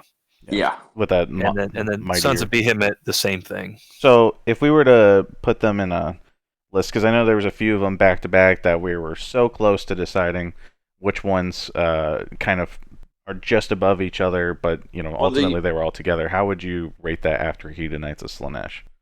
Well, we put that in an order of Big Wa being next after Hedonites, Then Iron It's just Jaws. versatile, right? And then BCR, I think BCR and Iron Jaw is kind of a push, but Big Wall I think is a little bit better than both. Yep. I mean, I would it say the just does so flexibility much. from Big Wah is, I think, what kind of gives it that little bit of edge, where BCR is Yeah. sure. just And Big winter. Wall was higher, but Realm Artifacts went away, and Yep. these new armies came into the meta, and I just don't think that Big Wall hangs like it used to. But I mean, Big Wall's big thing was it used to shove an ethereal Maw Crusher down your throat turn one, and either you could deal with it through mortal wounds or you couldn't. And if you couldn't, it killed your entire army in a couple of turns. Right. Like that's what it used to do. Yeah. And then after BCR, I think was another destruction faction, right? Yeah, it Bone was Splitters. Bone Splitters. Yeah, So, and that I think they that just go ahead. go ahead. I'm sorry. Brian. So Bone Sorry. Splitters does that. A lot of the times you're going to see a rogue idol, but there are a few builds that prevent retreat and are centered around some lower drop armies with lots of infantry that clog up the board with its pregame move. So there's some play there. I just don't think the damage is as good as the armies above it. And you really don't see Bone Splitters played outside of like a few pockets in Europe. There's some people doing well with them, and that's a testament to the army strength. But they're just more rare, and I think their damage just puts them under the destruction factions in front of them. I think the tough thing for me is that like a lot of their buffs when they got updated were really cool and unique, especially ignoring the ethereal and the feel no pains and such like that. But that really at the time only applied to, or like now I think it only really majorly applies to death armies, which have been nerfed since then. They don't have multiple feel no pains stacking. And most ethereal of those Bone Splitter units are they're just better in Big Wah. Ethereal Amulet is gone, so you don't have to really worry about that anymore. And so a lot of those ethereal units, they're in lower tier armies already. So I just don't think there's really any play for them. Going up into a GT, I should say, with the other factions. Like Gavin said, Bone Splitters play better inside of Big Wah right now. Yeah. Because you can get all the bonuses to hit and wound, and they can get an army wide feel no pain. They just play better inside of Big Wah right now, in my opinion, and I think that's what a lot of people would say. So I do think if you guys could explain this for me or for the audience, the Bone Splitters and Iron Jaws, as far as the placement, is there a reason why we decided to go that route? The only reason why I say that is I don't really see Iron Jaws played a lot. And I think I've had a couple questions regarding that matchup since BCR is so heavily played compared to the rest of them. I think that Iron Jaws they engage from farther away. That's the big separator between them and BCR. I think Iron Jaws go faster and have the damage to kill BCR. I think is a big separator. Okay. Yeah, their engage hits harder than the others. And they start and smash and bash, guys. Like that is insane. One of my units kills one of your units. Yeah, Marco did it all last year. He's a popular player in the Texas scene.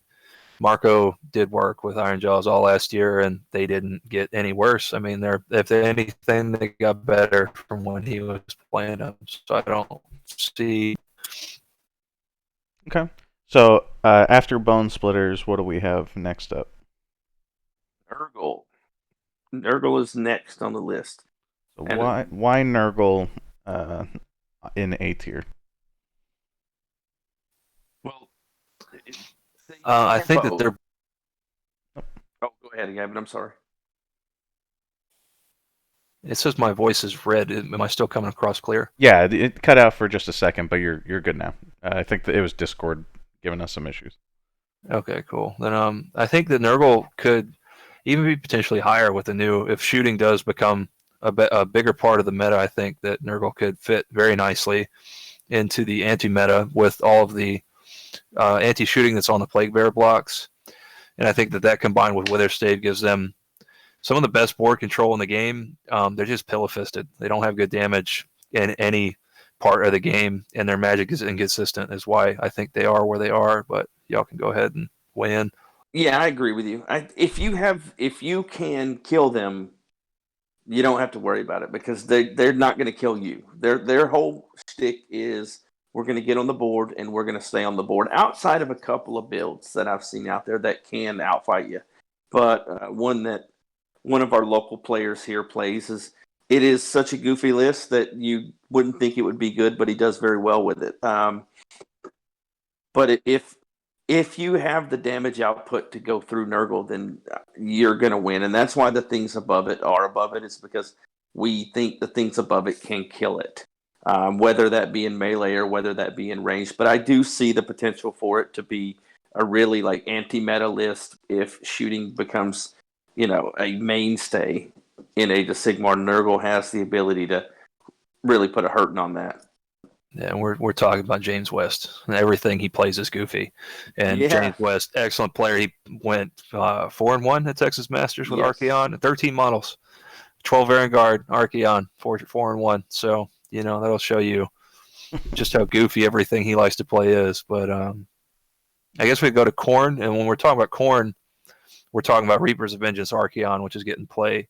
And then Bryan had played this quite a few times earlier. I'll let him kind of run through it. Yeah, I played it at 2 local tournaments, I think, and at those 2 locals, I went 5-1, and the one loss that I had was against KO, and it just came down to KO's board, movement on the board, and could Archaon kill everything? Yes, Archaon killed most things, but he couldn't be everywhere. Reapers of Vengeance Archaon specifically is, you have an Archaon that is very hard to kill, because he gets bronze flesh and he gets all the other things. And at the time, we were playing it with a teleport, which it's not there anymore. But a double fighting Archaon with all the prayers that are very consistent in a Blades of Khorne book. War Shrines also are Khorne priests in a Khorne book, so you get all of those buffs that you can pump onto an Archaon. And this is the build where your Archaon is your heavy hitter. He's gonna go in whatever he goes into, he's gonna kill it, because he's gonna have 2 shots with Slayer of Kings. So basically, the way this works, if you're not familiar with Reapers of Vengeance, what it allows you to do is pick one of your demon heroes, and when it piles in to fight, you have to do this right at the start of the combat phase. You spend a command point. And that hero, after fighting for the first time, gets to immediately pile in and fight again. If you guys haven't seen the Archaon War Scroll, which I'm sure there's very few of you who haven't, you don't want him hitting you twice with a +1 to hit, re-rolling 1s, because he's a demon hero in a Khorne book, so he's going to hit you on 2s, or sometimes 1s, depending on which weapon he's rolling with. He's going to re-roll 1s, and he's going to do it all twice. I've literally... I played it a lot. I think the only loss, again, like I said, was to KO, and that's because KO could take everything else in my army away. You play that combined with a Demon Prince. Most of the time, you're going to run a Demon Prince of Khorne. You're going to be about 6 drops to 7 drops with this list. And the problem is all these armies above it are going to be able to move faster. They're going to dictate damage. They're going to win the turn priority. They're going to be able to decide turn priority. And they're going to take the rest of your army away.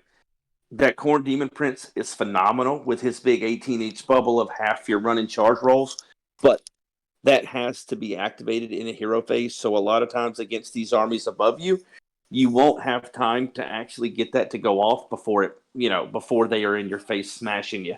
So that's why kind of it's below this stuff and where it's at. But Blades of Khorne is still viable.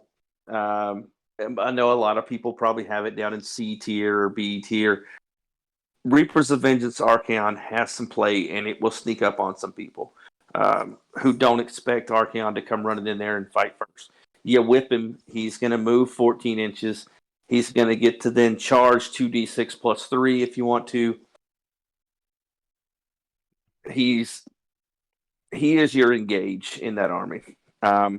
And I played it a lot. Again, we lost Sale the Faithless. If you guys don't know who Sale is, I really am not happy with GW for taking that away. It had a lot of list building diversity within Chaos that they took away from us. He was a spellcaster. Yeah, he was a spellcaster that on his War Scroll he had a teleport. And because GW doesn't produce the model anymore, they threw him into Legends. Yeah, we'll get to hear Evan's opinion on Chaos keywords a little later on the tier list. Yep. But I think, and then that kind of segues into Sons of Behemoth. I don't think there's a lot to explore with this faction. It's not play tested yet, but there's like 4 pages of rules. It's pretty. I think it's pretty easy to understand what's going on with Sons. You have big monsters that count for lots of objectives that move pretty fast and have just enough shooting to shore up some of their engage problems. But I think that all of the armies above them dictate damage against them, which makes that uphill fights for all those armies. They do have all that extra damage against hordes, which I think is why they're above the armies that they are, is that all those armies trend towards higher model count, and I think that Sons will do very well into those armies. Yeah. I don't know if you guys have anything to add on Sons. Yeah, I do actually. I think it goes along the lines with what you said. The problem I think is that they don't have much flexibility in their army. Even when you're putting a list together, you only have maybe 4 different options amongst 3 different sub-factions. And so it's like very predictable. If all you know at a GT is you're going against a Sons of Behemoth player, you know exactly what they're going to be running. Almost within an instant. They're either going to be running Kraken Eater or the War Stomper. And it's pretty obvious. And like you were saying, it's good against... the War Stomper is really designed for a lot of enemy models, but when we're looking at all the AA and S tier, other than Seraphon, which I think it's almost kind of a waste because you're not. I mean, if all you're focusing on is skinks, you're going to get shot off the board before you even have a chance to kill those skinks. Well, even with those 40 skinks, Sons of Bahamut will never get to them before they get to engage. Exactly, and that's the thing is like they have really good movement. They have a lot of shenanigans, like with the Kraken Eater being able to kick objectives around. I think that an unexperienced opponent could be really caught off guard and be too nervous trying to tie up one of the heroes at one time when they should be focusing on the battle line, in my opinion. Yeah, but, agreed. I think it's one of those things that it's just too predictable to know exactly what they're going to be running. They don't have a battalion, so anything with less than 4 drops, you're going to be able to dictate the turn order, and that's really unfortunate for them because they really need that. Yeah, agreed. Everything above them is just gonna we keep saying this, but dictate damage. Like if they can't dictate damage, they can't win because they have a lot of wounds. Dictate damage and board states. It's a crazy advantage to give up. And many of the higher tier armies are low models anyways, like Deepkin. And many of the ones that are higher models, they don't actually have a chance at. Like we were talking about with the teleporting Marauders, the deep striking Stormcast, and Fyreslayers. They're not really going to have a chance against those because those guys will probably chew through them first. And you really need to be on those objectives. Yeah, you're not going to like with the 40 skinks or the 40 Marauders. Sons of Bahamut won't ever get to hit them until the Marauders hit them first. And the skinks hit them first. They just won't get a shot. And they have great wounds. I mean, they have high wounds, which is great, but they're all on very, very low, bad saves, 4+, 5+ saves throughout the arm. Is it 4s across the board, I think? And -1 rend is going to chew through that with the number of dice that are going through there. No feel, no pains. They're super cool. They're super cool. A lot of people are going to field them as they should because they look so cool. I just competitive viable. I don't think they're there yet. Yeah. They have the same problem that Beastclaw does, in my opinion. If they can force the tempo and if they can get the engage off and dictate the fight, then they're going to run you over. Now, most likely, you're not going to do it. They shouldn't be getting that done against the armies above them. Yeah. I will interject and say at 1,000 points, they're pretty fucking stupid. We found that out. Yeah, they suddenly go from being like at a 2,000 point game, like they're like middle of the road. They'll beat half of the armies, win.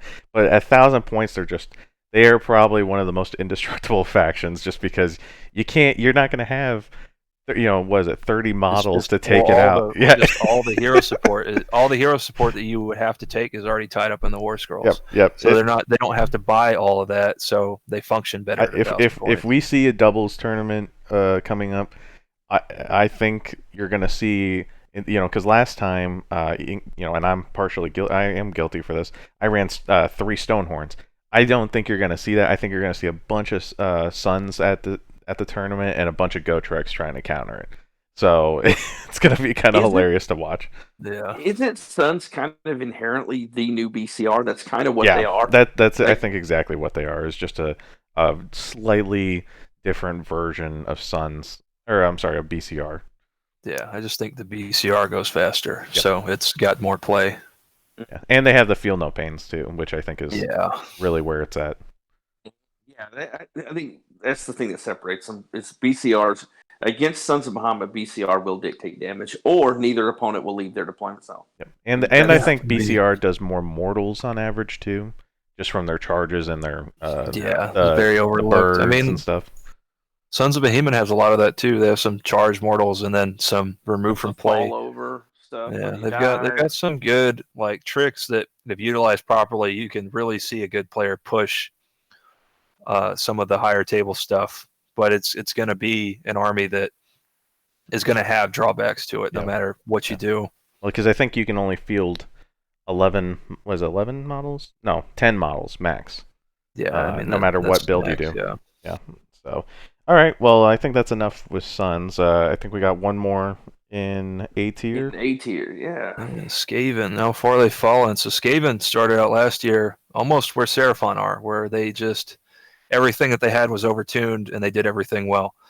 Over the course of many FAQ nerfs and points increases, they have been knocked down to the bottom of A tier, in my opinion. At least the predominant play style of like Hordier army with various hero support. I think that play style, I don't know if you can really rely on model count to be tanky anymore. There's just so much damage in the game that I think they'll get blown off the board by everything above them. Yeah. That or they'll blow themselves off the board. Right. And then that's the other faction is that you go towards Skyer, but you give up all of your board control and you have low model count and swingy damage. So I don't think that that's consistent enough to really push up past 3 and 2, I think is where that army tops out. Yep. Unless you get lucky. I mean, I think that's one of the cool things about this army is it's a really luck-based. You either demolish your opponent or you kill yourself and then your opponent finishes you off. If you ain't first, you're last. Your opponent, and they still chew through you and win the game. Like I've played Skaven a lot of times, and even when against Gavin's Skaven, I think it's the one win I have against him. Not lucky enough to ever be in a tournament, though. It wasn't official, so it didn't happen. No, it happened. So Skaven predominantly you just got to weather the storm against Skaven, and most armies, every army above them can do it. So you just weather the storm. They're going to shoot you. It's going to be swingy damage. Warp lightning cannons are going to do what they do, Well, and then probably blow themselves up by turn 2. And I think with, like Gavin was saying, you either go low model count and now you suffer from the thing that Skaven should be good at, or you go high model count and things like Lumineth or other things that specialize, or even Sons of Behemoth, where they like specialize in just wiping those off the board. Exactly. Now you're struggling. They really just don't have a home right now, and is what I think. Yeah, I mean, I like Molder. It's my favorite faction inside that book, but only one person I know plays it. But Rat Ogres and Hell Pit Abominations are insanely good, but there's just no spot for them right now. Yeah. They're just behind. They've fallen. I mean, it goes to show you, we cried about Skaven, and now look where they are. If we just be quiet. I mean, not that I'm saying that everything GW says is fantastic, but just follow the yellow brick road, and eventually we're going to end up here. There's some things that are scary, but it ain't the thing that was yesterday. Yeah, they always say the squeaky wheel gets the grease. I mean, look, that's a perfect example. Skaven it hasn't been because everything else has gotten better. Particularly with Skaven, they have just been nerfed into the ground. Yeah. So, all right. Well, that wraps up A tier. I think we're well past the halfway point now. We only got 8 factions left. So what did we put at the top of B tier, Gavin? Legions of Nagash. So B tier has got a cluster of all of the death factions besides OBR, which I think kind of speaks to where death is at the point in the meta. I think that they've just been, a lot of those armies are just so out of date and old that they've been hit and hit and hit that I think that that's kind of where they are now. They don't really with the artifact table going away, really hit Legions and Nagash and Feck harder than I think any other factions in the game, because they rely so heavily on that Vampire Lord on Zombie Dragon and the Terrorgeist, everybody's favorite abuser of damage. I just don't think that they don't have the ability to dictate damage like they used to. So I think everything above them dictates damage, and their tankiness doesn't hold up because the damage in the game is so high. I don't know if you guys have anything to add. I think the biggest thing for me is the Feel No Pain, and that has gone away, the stacking Feel No Pains. I remember, especially when Lone Reavers came out, where you'd have Nagash with his 4-up Mortal Wound save, and then the 5-up Feel No Pain, and the 6-up Feel No Pain. And it was just insane watching a lot of these, especially the heroes, because, I mean, let's be honest, Death focuses on their heroes. You kill the heroes, they're done. And since we've rotated to a shooting meta, and Death has also lost the multiple Feel No Pains, I think most of them, other than Ossiarch, just really are struggling. Yeah, agreed. Reasoning for putting Legions of Nagash at the top of Death is, if I'm not mistaken, it was the ability that they can just put a new unit back on the board after it's wiped out. Yeah, they play a little better into the meta, because versus Feck has an ability to win that head-to-head, because Legions of Nagash doesn't deal with a Terrorgeist very well, but Legions plays better into everything else above those two factions, because they are a little bit more forgiving to play, because you can just bring the whole unit back, like you said. Yeah, for a command point. Yeah, they just put a unit of 30 zombies or 30 skeletons right back, or 40 skeletons right back on the board. Still insanely strong. Both those factions, all it takes is, especially like Feck, I mean, you get a double turn with Feck, you can still push everything above it or anything in the game. It's so swingy and it doesn't engage from far away like it used to. It used to be the king of far engage, and now it just shows you how the meta is kind of going, is that aside from a few things that don't line up with that theory, most of the stuff above them dictates engage from farther away than they do. Yeah. And they can hide their important piece. Where Feck's important piece is a Terrorgeist, it will be in your face. That's I need to interrupt real quick. Had a little bit of power surge there, so luckily it seems like the recording's still going. So just in case there was a little bit of blackout, I apologize. But we should be back on track. That's okay. So, well, it scared me for a second. I was like, oh boy, we're 2 hours into this thing, and I think we lost it. So, Gavin knows Feck better than anybody. Yeah, speaking of Feck, Flesh Eater Courts, you want to kind of continue your story there, Gavin? Yeah, I think that your whole playstyle, from the old traditional Feck, it all channels through your Terrorgeist. I don't even think that the Terrorgeist is the best way to play Feck anymore. No, I think you're better off playing giant units and relying on your hero support to regenerate your units, because I just think that everything above it just takes the Terrorgeist away. And then no Doppelganger Cloak and no Ragged Cloak is a huge nerf. Like, people don't, it kind of gets overlooked. Feck had that reputation for so long that it kind of gets thrown around in the upper tiers of armies just because people throw it there, because it's been good for so long. But I just think, especially with the artifact table going away, I think was kind of the last nail in the coffin. I don't think you're going to see Feck near the top tables anymore. But I mean, I'd love to be surprised, because I love the faction. But I think that's kind of where they are. The zombie, the Terrorgeist is top 3 for me for models. I think I would love to see more of them. I think all the nerfs over the last, and I don't think they were direct nerfs, it was just changes to the game affected them pretty hard. And like you said, I think it's going to be a lot more big units of Flayers. Yeah, even Crypt Horrors have some. Don't they have the Crypt Horrors hit pretty hard too? But I think Flayers are the way to go. Right? Yes, go ahead.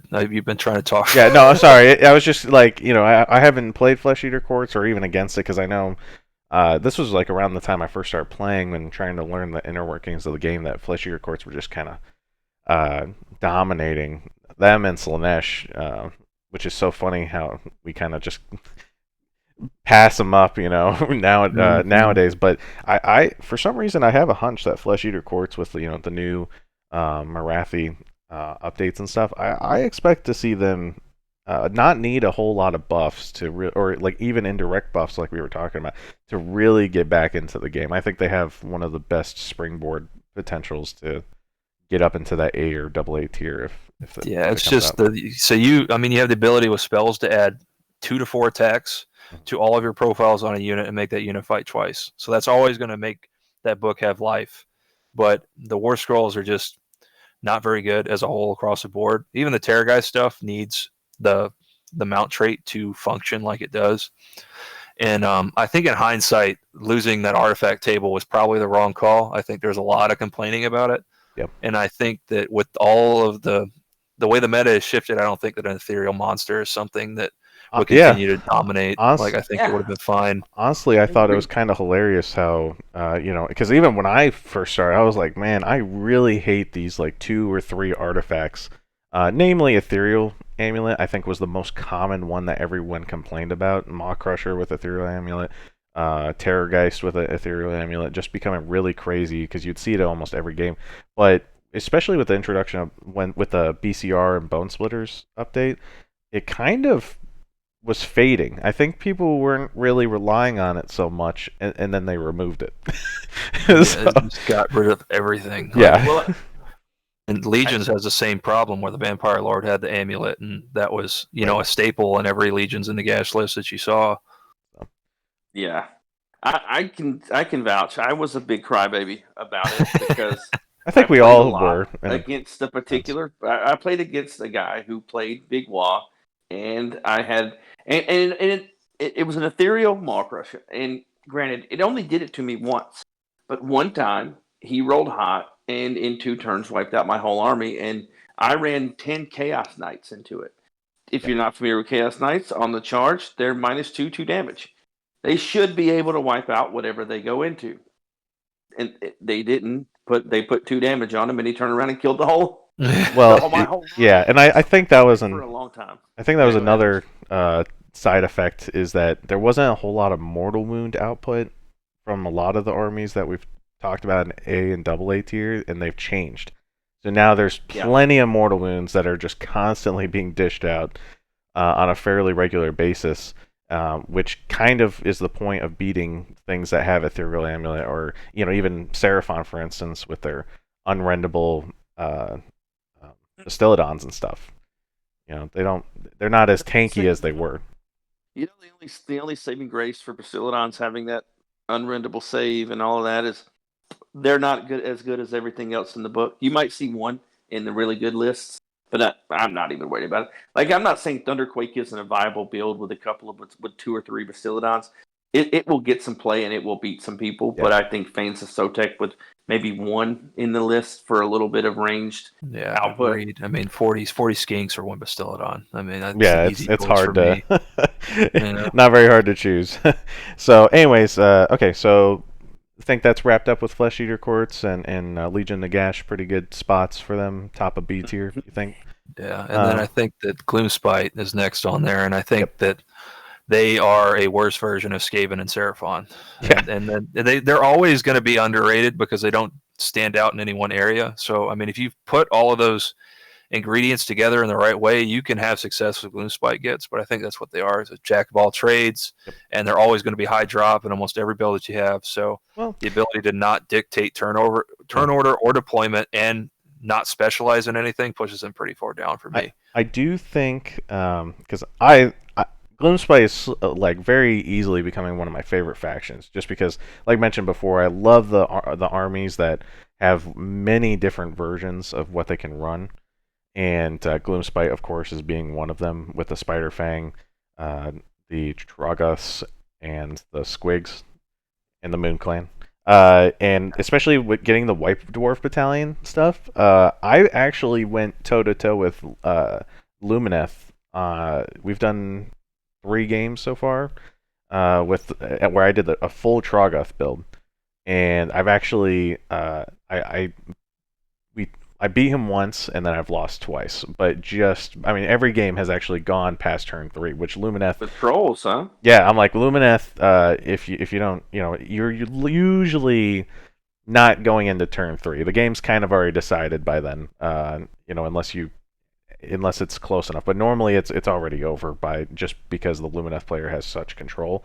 But those Troggoths with the 5-up Feel No Pain, and really now we gain that +1 to the heal. So now everything heals on a 3+. Regeneration. Yep. Yeah. And because the moon, when it does hit it, it lets you re-roll it. So normally you would spend that first part of it re-rolling. You would have a 4-up, and so half of your stuff fails, and then you'd have to re-roll it. So hopefully you'd get a good chunk of it. Now it's in the second part of the moon is that if you do succeed on that first one, so if you roll a 3-up now, it doubles the wounds healed. So now everything goes from D3 to D6. So that's real nice. Cool. Yeah, and so I had Lumineth is real chip damage dependent. So exactly. That makes sense. So Lumineth, they did about 27 wounds, and most of them being mortal wounds through that.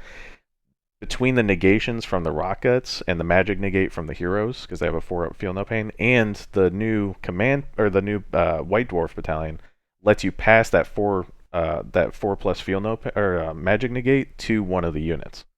So I had a 6 block that I just passed it onto, and it negated the spell that was cast on it from Lumineth. All really good points, because it's a brand new rule set, and then I think that Broken Realms is going to give a lot of those destruction factions. There's going to be a destruction dominant Broken Realms book that's going to help at least some of these destruction factions out too. So we went from 27 wounds to 8 wounds, and I ended up healing 6 out of those 8 wounds. So it was really crazy to see what could happen from. Well, the sad thing for me for Gits is they were really good. They had board control because they had a lot of bodies. Yep. But they didn't have to do any damage with any of those bodies because a lot of their damage came from their ability to just spam endless spells. So they got hit a lot harder than a lot of these other factions when GW reduced it down to only having 3. Yeah, they were right up there with Seraphon, I think, in cities about just and Tzeentch as well, just dumping endless spells nonstop. Yeah. But they definitely would have can't do that. Yeah, they would have 120 bodies on the board for board control that were, relatively cheap. And then they would just have their little crazy casters in the back dumping endless spells everywhere. And they had their own variation of board wide. They did board wide magic before Croak did it. Yes. Mm-hmm. Yep. And I think too that the hero sniping thing has become so tough that, because I think part of what the cool thing with the heroes is every one of my your foot heroes, they got 4 or 5 wounds with like a 5 or 6 up save, which is pretty trash. But they had so much minuses to hit. From Lookout Sir, they're innate -1 to hit, and usually there was an artifact or a spell that you could cast to give a -1 to hit as well. That it usually made them not even worth trying, because you'd be at 6 to hit on any attacks. Always had a netter around to get you another -1. But now so much stuff just ignores minuses to hit that you get. I mean, I can't even play Gloomspite, other than the Troggoths, against Lumineth, because they negate all your magic, they snipe all your heroes because they ignore line of sight, ignore minuses to hit, and it's just like, well, shoot, man. I mean, that's because they're shooting for mortal wounds anyway, so it's like, well, there's no point. Let's address what you mean by that, because they don't care about their normal shots. Yeah, they're going for that 5-up, mortal wound hit anyways. I mean, that's really what the Sentinel. But even still, I mean, just Teclis himself usually wipes out an entire Gloomspite list that you would run. Mm-hmm. Yeah, and then I mean, a lot of their like hit modifiers get bypassed by range damage too, because it's melee damage only. So it, like, you spend all this time and resource setting up, this damage negation through hit modifiers, and then something with range just comes and kills your whole army. Yep. Yeah. So, and it is curious. I am curious to see. We don't know anything about it yet, but and I'll try to wrap this up since we don't want to focus too much time on Gloomspite. But Spider Fang are getting their update this month as well, and that is 3 battalions and a super battalion that's getting updated. And of course, we probably assume that the spiders are going to resurrect from the Loon Shrine. That's what every single one of them has done. Both, the Squigs, the Troggus, and assumedly the Spiderfang will resurrect half their models when it's destroyed. So that's pretty nice. I love, dude. I'm hoping that you can get them on the table because if anyone doesn't know it, looking mix of crazy models that you can find in an army. Like it's insane how much diversity there is in model building. Yeah, I mean, I have 4,000 points of the Gloomspite, and I still don't have some of the models. There's just so many of them. Yeah. The spiders are beautiful. The spiders are amazing models. Amazing. I can't wait to field the 4 that I got. So. I can't wait to see you get them painted because you are a great painter. So I can't wait to see what you do with them. Well, so let's see. That would be the end of our destruction faction. Oh no, we got one more still. But as far as the end of the destruction for B, what we got next for B or the B tier? Sylvaneth. So Sylvaneth, which everybody loves to say is the worst faction in the game. Yeah, I was just about to say. I disagree. I think it's the hardest to play faction in the game. And what really keeps it down on these lower tiers is that their trees are so dictated by terrain state on the board. And so much of their army power is tied to those trees. And I think that's what holds them back a lot of the time without going super in-depth why. But you guys have anything to add to it? I go ahead. Agree with what you said as far as I don't think they're nearly as bad as they are represented in the field. It's just they are hard to play, and any terrain on the board is going to. Every time you see a board with terrain on it, you're going to be like, all right, well, I'm screwed. I can't get my trees on the board now. Yeah, really inconsistent magic too holds them back. Yeah. I think for me, and correct me if you guys disagree, but I think that one of the things that you just don't see them very often is because, and it has to do partially with the trees. Is it's just such an expensive army to build for not a whole lot of payoff. Yeah. And I know that doesn't affect the optimization for the tournament, but at a lot of the, or at the GT, or the Texas Masters, and even some of the locals, there's a lot of terrain on the field already because they want to make it look really good when you go there. And so that was one thing that when I was practicing with my brother and he was playing Sylvaneth, we didn't have nearly as much terrain as what they do. Completely changes the game. And he went from winning almost 75% of the games with little to no terrain on the board when we started to when he goes to the local tournament, he lost all of them just because he couldn't put down any trees because there was no room, or the spellcasting was so terrible as she couldn't. L'Oreal couldn't actually get the trees down. Yeah, so I'd really like to see their tree mechanic be changed a little bit. Yeah, into something else. I'm not sure what would make it work, but like you said, the whole army is you put 3 times as much effort to get half the product, whether it be modeling, painting, or gameplay. Like it's just more complicated than it's worth exploring if you're looking at the army from a competitive standpoint. But I mean, it's one of the most beautiful aesthetics in the game, in my opinion. Yeah, and real strong lore, excellent centerpiece. And I think Sylvaneth will get addressed here in one of these Broken Realms book and make it better. I just wish the trees didn't work the way they did. Is my big complaint with the army. Well, if you haven't seen Evan's brother Ryan's Alario, it's beautiful. It is amazing. It is worth. She needs to be on more tables. That is a beautiful model. I mean, Nina was playing it last year. Nina Murney's freaking Sylvaneth is one of the best armies that you can look at a tournament. I don't know if anybody's got a chance to see it. Yeah, but I think at Slambo, I didn't know her name. It was like the girl with the silver. Yeah, the one girl in the pile of dudes, like old fat sweaty dudes. Sausage so fest. This one like 4'10", super nice girl running around with this beautiful Sylvaneth army. It's hilarious. Yeah. So all right. So Sylvaneth needs some work. So what do we have left for B tier? Nighthaunt after that. I think he's got by far the most potential on B tier. But I will shut my mouth for a little bit, and Bryan can give your thoughts. I know you like this army a lot. Yeah. One of the things that I want to do next year, and Gavin and several of us, I didn't come up with the idea. I just stole it like I do with all my good ideas. Is I steal them from other people who come up with them. I want claim them as your own. Yeah. I pretend like I came up with it, but I want to play a faction at a GT, or I want to play every Grand Alliance at one of the GTs, And Nighthaunt for death is where I'm kind of leading to. I love their mobility. I know they're a little pillow-fisted. There's things that they just can't kill out there. I've played consistently against Nighthaunt with Archaon, and he's something they struggle to deal with because a lot of their damage output comes from rolling sixes, and he makes them re-roll them and, that kind of thing. But there is huge potential. Again, it's the same potential if I can hide half of my army off the board.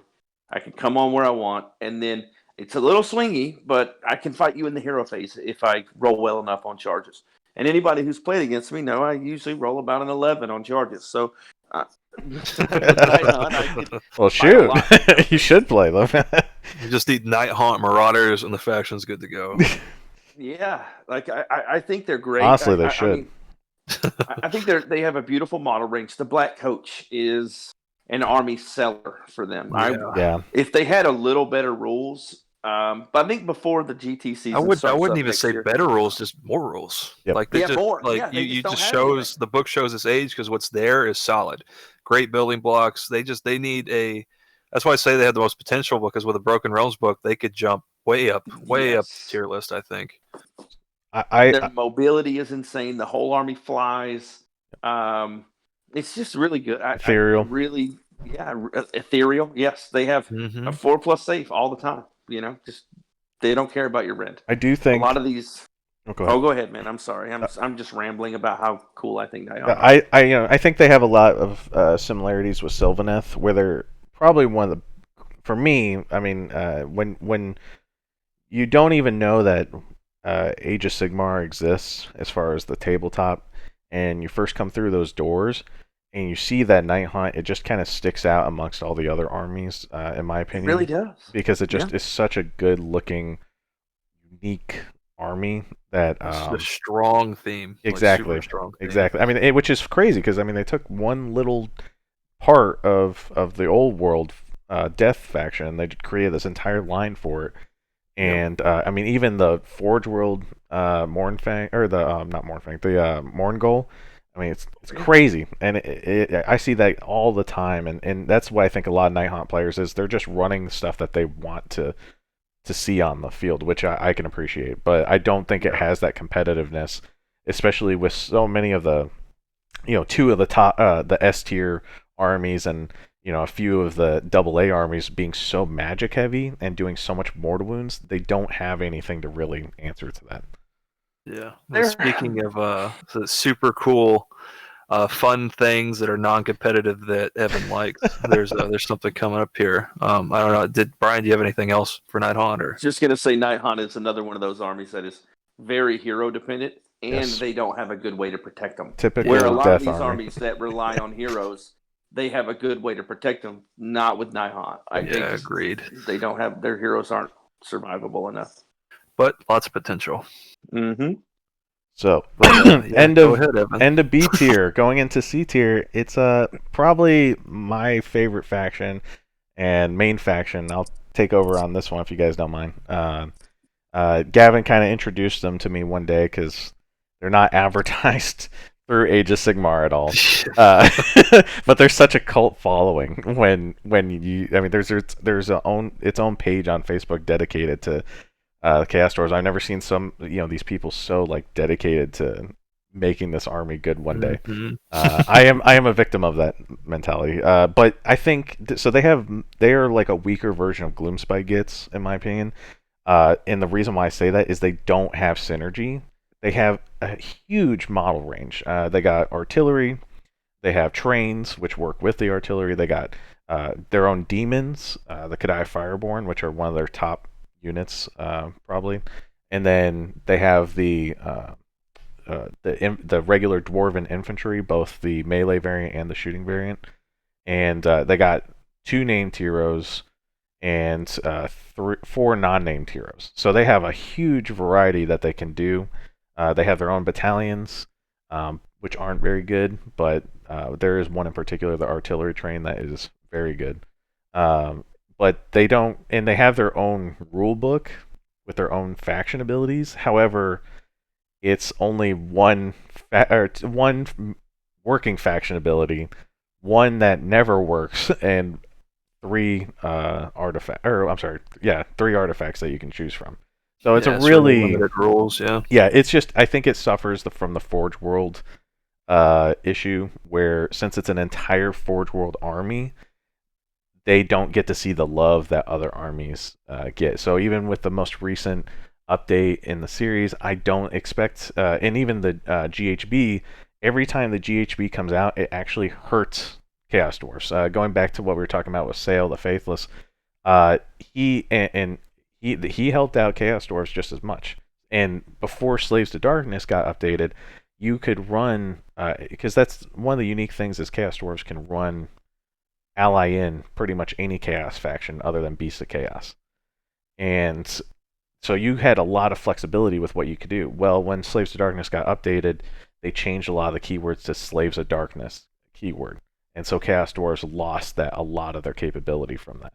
Yeah, So tell me how you feel about it, dude. The ocular visions on the Kadai Fireball. Tell me how you feel. it about was really nice imagining that you could re-roll hit and wound rolls of 1 on the Kadai and just charge them in. Because the point, so I would say their bonus is they have a lot of models on the board, a lot of wounds. I'm usually running any 2,000 point list that I throw together has at least 150 wounds put into it. One of the funny lists I got right now is 27 Bull Centaurs with the 2 heroes, so in 1 battalion, so it's a 1-drop list. A lot of flexibility. Yeah. It's just not going to. I think its problem is it really just cannot chew through enough. Most of their stuff has really poor rend. -1 rend is the highest that most of their attacks goes outside of the heroes.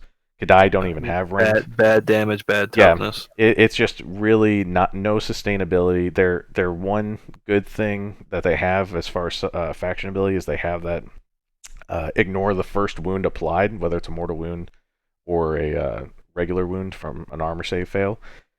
But it's only in the shooting and combat phase, so magic phase is their biggest weakness, sadly. And also their bravery is garbage. They're all 6 bravery, even the demons, which I think they're the only demon I know of that has a 6 bravery, or not a 10 bravery, I should say. But it just I won't go into. I'll stop talking about them. I love them a lot. They don't have very good play style, and I don't see them doing it. But even at local tournaments, I'll usually go 2 and 1. Out of 3 games. Yeah. So. And I think what separates them from the next entry on the list, which I mean, Yes. is probably going to have people complain about, is they still can get that Khorne Demon Prince, which completely shuts down Mawtribes in general. Yes. And Mawtribes has to go into the center of the map and have damage dictated against them, and they just aren't tough enough to play that playstyle, in my opinion. But I don't know if you guys have any more on Mawtribes. No. Yeah, I mean, every time I've played Mawtribes as Chaos Dwarves, I've won. So if that says anything, that's pretty sad. I definitely think that, and when we talk about Mawtribes, we're specifically talking about just the Foot Ogres, not BCR. So Yeah, no exactly. Stone Horns, none of that stuff, because most of the time you're running Blood Gullet or Meat Fist, because I don't think I've seen anyone run Undergut. But I just don't see they have decent damage, but really bad saves. The model count's good, but the movement kind of sucks. And you're encouraged to run them in big blocks when to get the objectives and not be tied down. You need the smaller block, so it's really kind of tough to find a place for them. Yeah, agreed. Saves just aren't good enough. I mean, Yeah, garbage saves. They can't dictate damage anymore. I mean, I don't know that they ever could. They're just not. Yeah, I think to have an identity, they just need to be faster or be tougher. Yeah. I think we give them an identity. Yeah, I agree. But then and then Beast of Chaos, the army with no identity. Does nothing well. So unfortunate, I'm sorry for all Beast of Chaos players out there. You're somehow below Chaos Dwarves, Nighthaunt, and Sylvaneth. But 6-story warehouse of garbage, as I've heard a bit put, and I think that's very apt way of describing their war scrolls. You're sacrificing your own models for buffs, and there's no guarantee that it ever even goes off. Most of the time when I see that, which I haven't played Beasts of Chaos very often, but when I do play them, they're focusing around trying to get like some of their stronger stuff out, and they have no sustainability, so they're dead before they even get a chance to do it. Or if they do get it off, you've already won the game by that point. Yeah, and they've got an outflank and good magic, but it's not consistent magic because they have no bonuses across the army, and the outflank is so limited by like board edge and where you can go and the units that you can put in. It just seems like the book has not aged well. No, because it just doesn't do anything well. The war scrolls aren't very good, and then the allegiance abilities are also not very good. So there's just not a whole lot of redeeming qualities to Beasts of Chaos. They're better in every other Chaos faction book. Like if you take the super battalions that are in the Beasts of Chaos book and play them in Blaze of Khorne, Disciples of Tzeentch, or Hedonites, they're better in those books, which really speaks to the Beasts of Chaos book, in my opinion. Yeah. That's not the good. unfortunate part about the book is it was like that upon release. It never had a good day. No, yeah, they just swing and a miss. I think that's the only faction on here that we've really described in that way. So that is kind of a testament to how well they've done with their rules writing, I think. And I think as a disclaimer, the reason why we don't have anything in F tier is that based on what we were talking about as far as like the capability of each army, going back to what you said earlier, Gavin, any of these armies could do well at a tournament. We think that there's going to be some